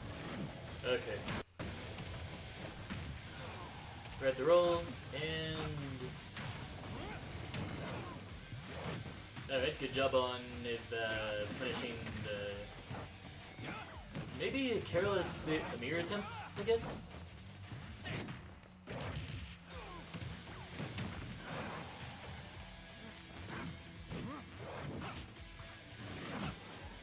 Somehow managed to stay alive there.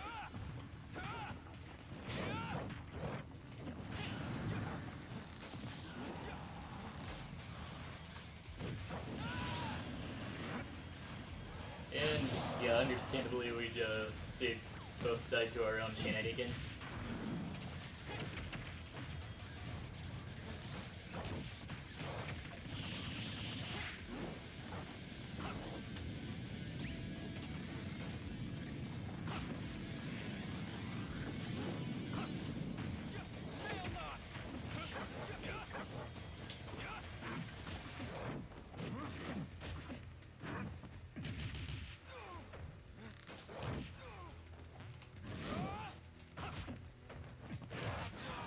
Ooh, the up smash almost takes out my final stock. But then the dash attack takes out my final stock instead.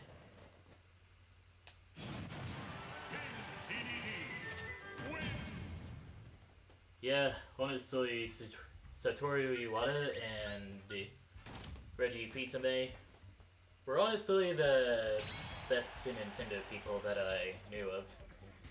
But hey, Reggie's CEO of GameStop, so maybe he's doing good stuff for that.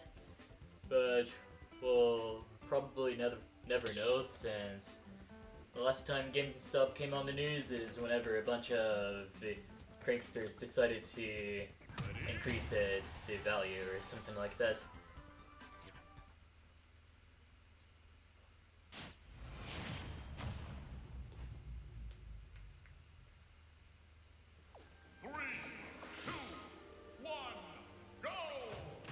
Anyways, Mr. Goop goes up against Kayla.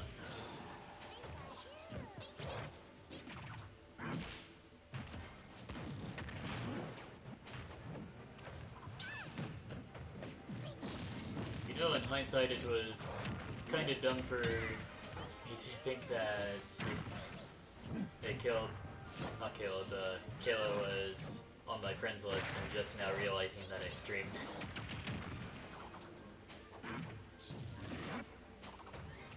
But yeah, maybe I should have looked a bit more for people who most likely fit the bill. Also, have you ever seen the first hit of DDD's Forward Smash hit the shield? Looks really jank now, since it apparently doesn't deal any damage.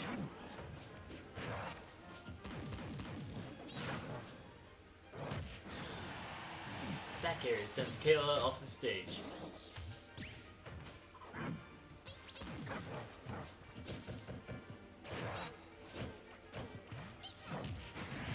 And back air sends Kayla into the blast zone.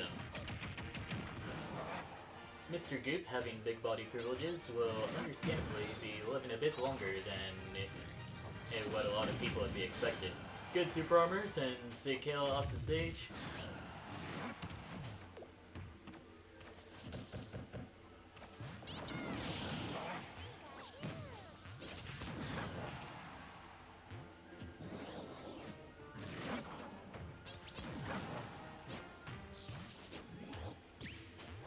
Oh, going for the cheese, but wasn't exactly very successful there.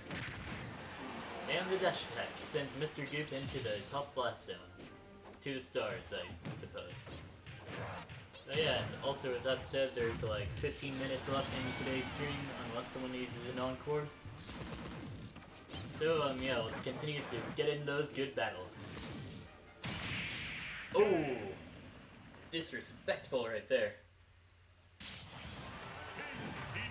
Oh no, don't think it's that disrespectful, but hey, DDD's gotta do it. What DDD's got to do. Man, it sounds like I'm having a stroke today.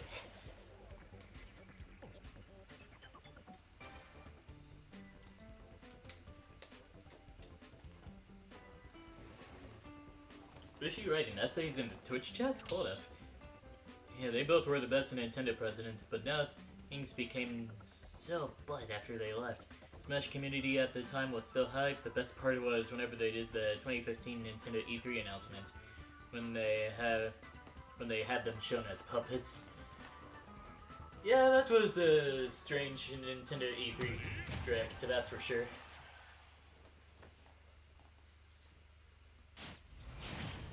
But I guess they... Ridley! Okay. But I guess they had to make the transformations look as good as possible. Yeah, the 2015 Nintendo E3 presentation was all based on transformations and all that. Where they talked about Star Fox Zero and also showed off more of Super Mario Maker 1 with the amiibo costumes and all that. Which could consequentially also get unlocked by playing the game normally, like doing a bunch of 100 Mario challenges.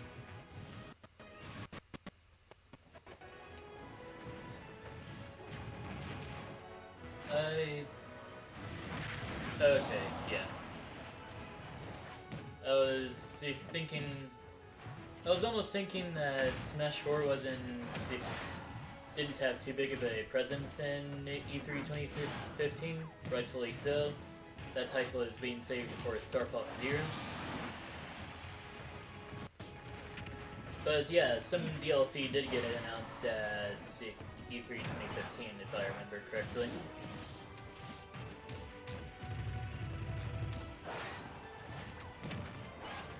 Yeah, I think they... Yeah, okay, now I remember. Like, along with Lucas being released, they also announced Roy and Ryu, which is honestly pretty cool.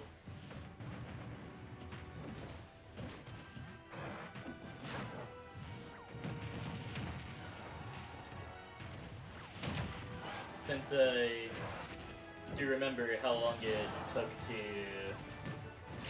for characters who were announced as DLC to just get into the game.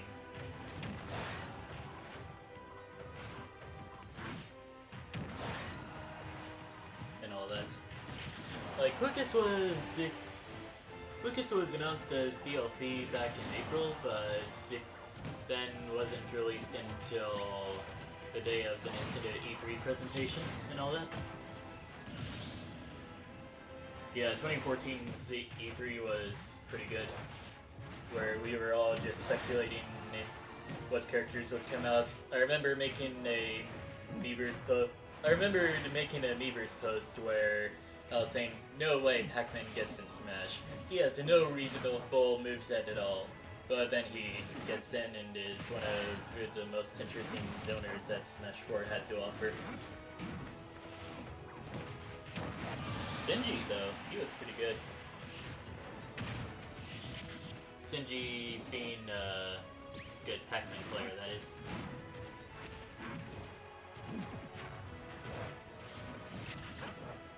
Palutena was also in a pretty good reveal, with also revealing Dark Pit as a possible newcomer, but no one really knew for sure until the game came out. The day Mario Kart 8 and Super Smash Bros. 4 came out. Oh yeah, right. Of course. Right, I guess E3 2014 was also the time whenever Mario Kart was making its rounds, and so was the Luigi Death Stare. Suppose that was a pretty funny meme, I guess.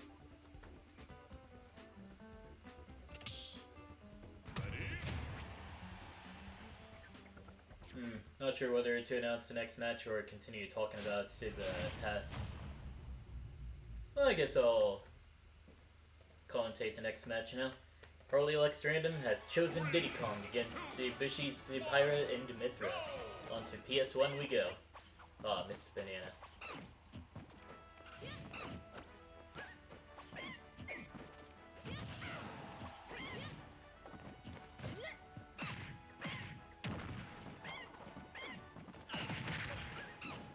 And Horley almost got some good stuff off of that Diddy Kong combo. There's like 10 minutes left in today's stream, just so you know. Unless someone uses an encore, which are pretty expensive and rightfully so. Since you're literally extending the stream by half an hour.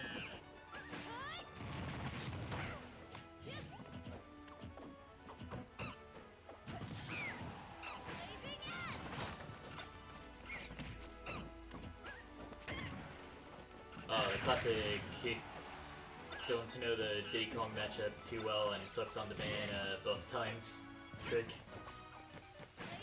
Although now that I think about it, I don't know if sweeping on Diddy Kong's banana peel has any intangibility on it. I mean, it looks like it does, anyways.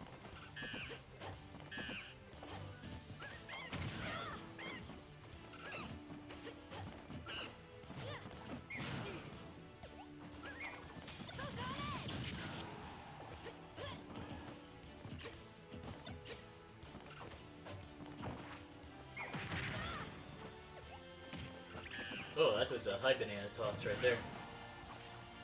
Like Lightning Buster. And the forward smash takes out Bushy's first stock.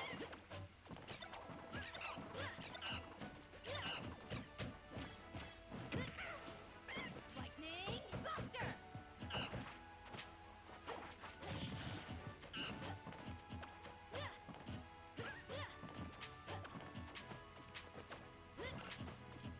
Right here. Blazing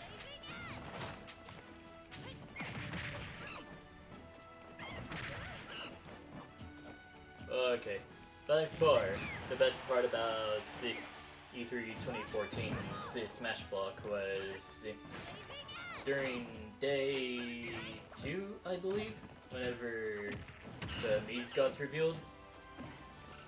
And Reggie and Iwata were just having an all-out brawl, in CG, of course. And then they realized, look, the world's gonna get destroyed if we continue battling on like this, so let's just settle it in Smash. And yeah, it was pretty cool to just see Reggie and Iwata's Mii's fight it out. Oh yeah, that was also the same trailer where Amiibo got introduced. I mean, it was a little confusing to see how the Amiibo worked back in the day, but and we all know that Amiibo can just be tapped in at the character select screen whenever possible, and the Amiibo will be brought in. But it's not like Amiibo are gonna get tapped in on accident, that's for sure.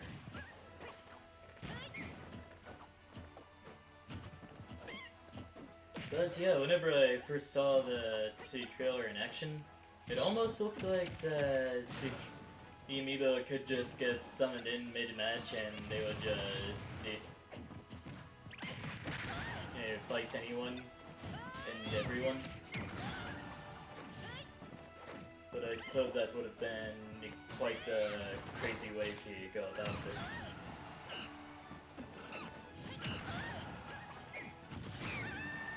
Anyways, continuing on with the commentating of the match. Pyro's neutral air just KO'd Diddy Kong at a very early percent.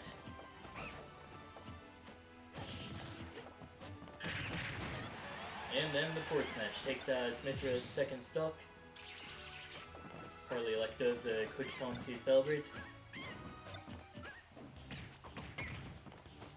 Foresight. Built on edge. Imagine dying at 68 off the top. Foresight. Yeah, it should have been 69, you're right. Foresight. Lightning Buster.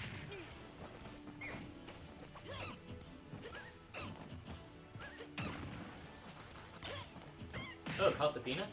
And yeah, nothing much was done there. Bushi probably wanted to grab, but the peanuts got thrown instead. And yeah, it's almost looking like we may go to time here? Maybe? Since both of these players are just doing the ultra save options that each of their characters have. Lightning Buster. Well, most of the time anyways. I mean, yeah, there's a minute and a half left in the battle, but there's that possibility.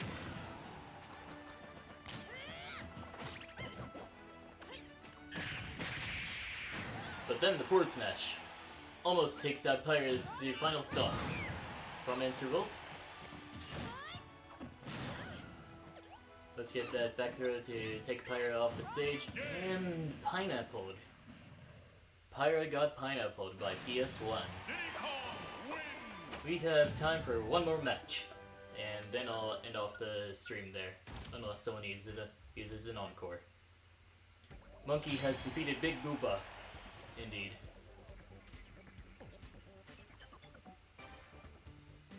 Air killed at 58. But yeah, I guess that's the main reason why PS2 is preferred over PS1, since PS2 doesn't have nearly as many problems with it as PS1. It's like it's possible to clip into the stage on PS1 and just stand it halfway into the ground and all that.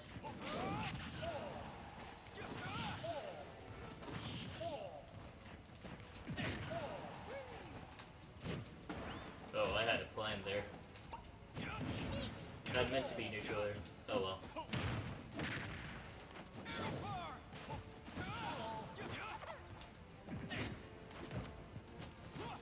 Meanwhile, PS2, sometimes you could get launched into the stage, but alright, you can quit that now. And just fly straight through the stage instead of rebounding off of it. Honestly, really jank.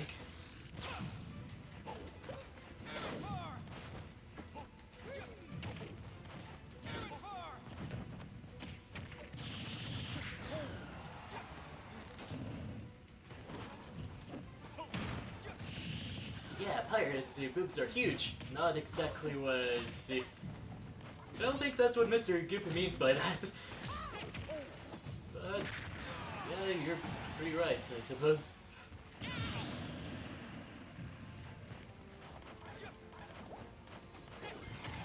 Wonder Wing almost takes out my first stock.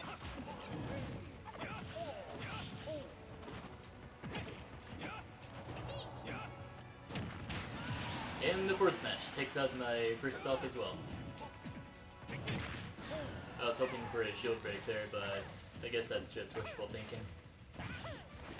I remember whenever I was still up and coming in the competitive scene with my Violet, that I would sometimes just break shields of unsuspecting players and just kill them at 29 with the fully charged forward smash.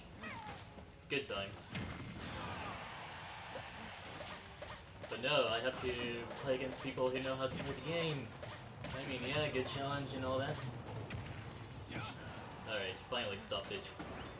Well, I finally managed to stop that from happening.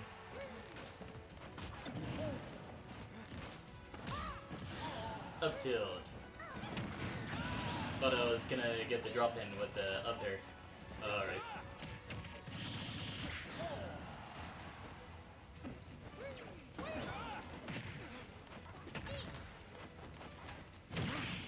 In the downer from downtown takes out Harley Lex first, second stock.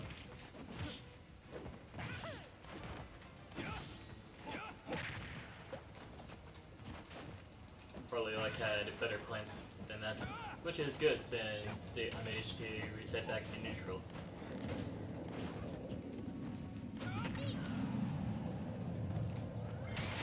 The Wonder Wing takes out my last stock. And yeah, that'll do it for today's stream. Thank you all for coming out, and I'll see you tomorrow at 8 o'clock a.m. US Central Time. Until then, GG's.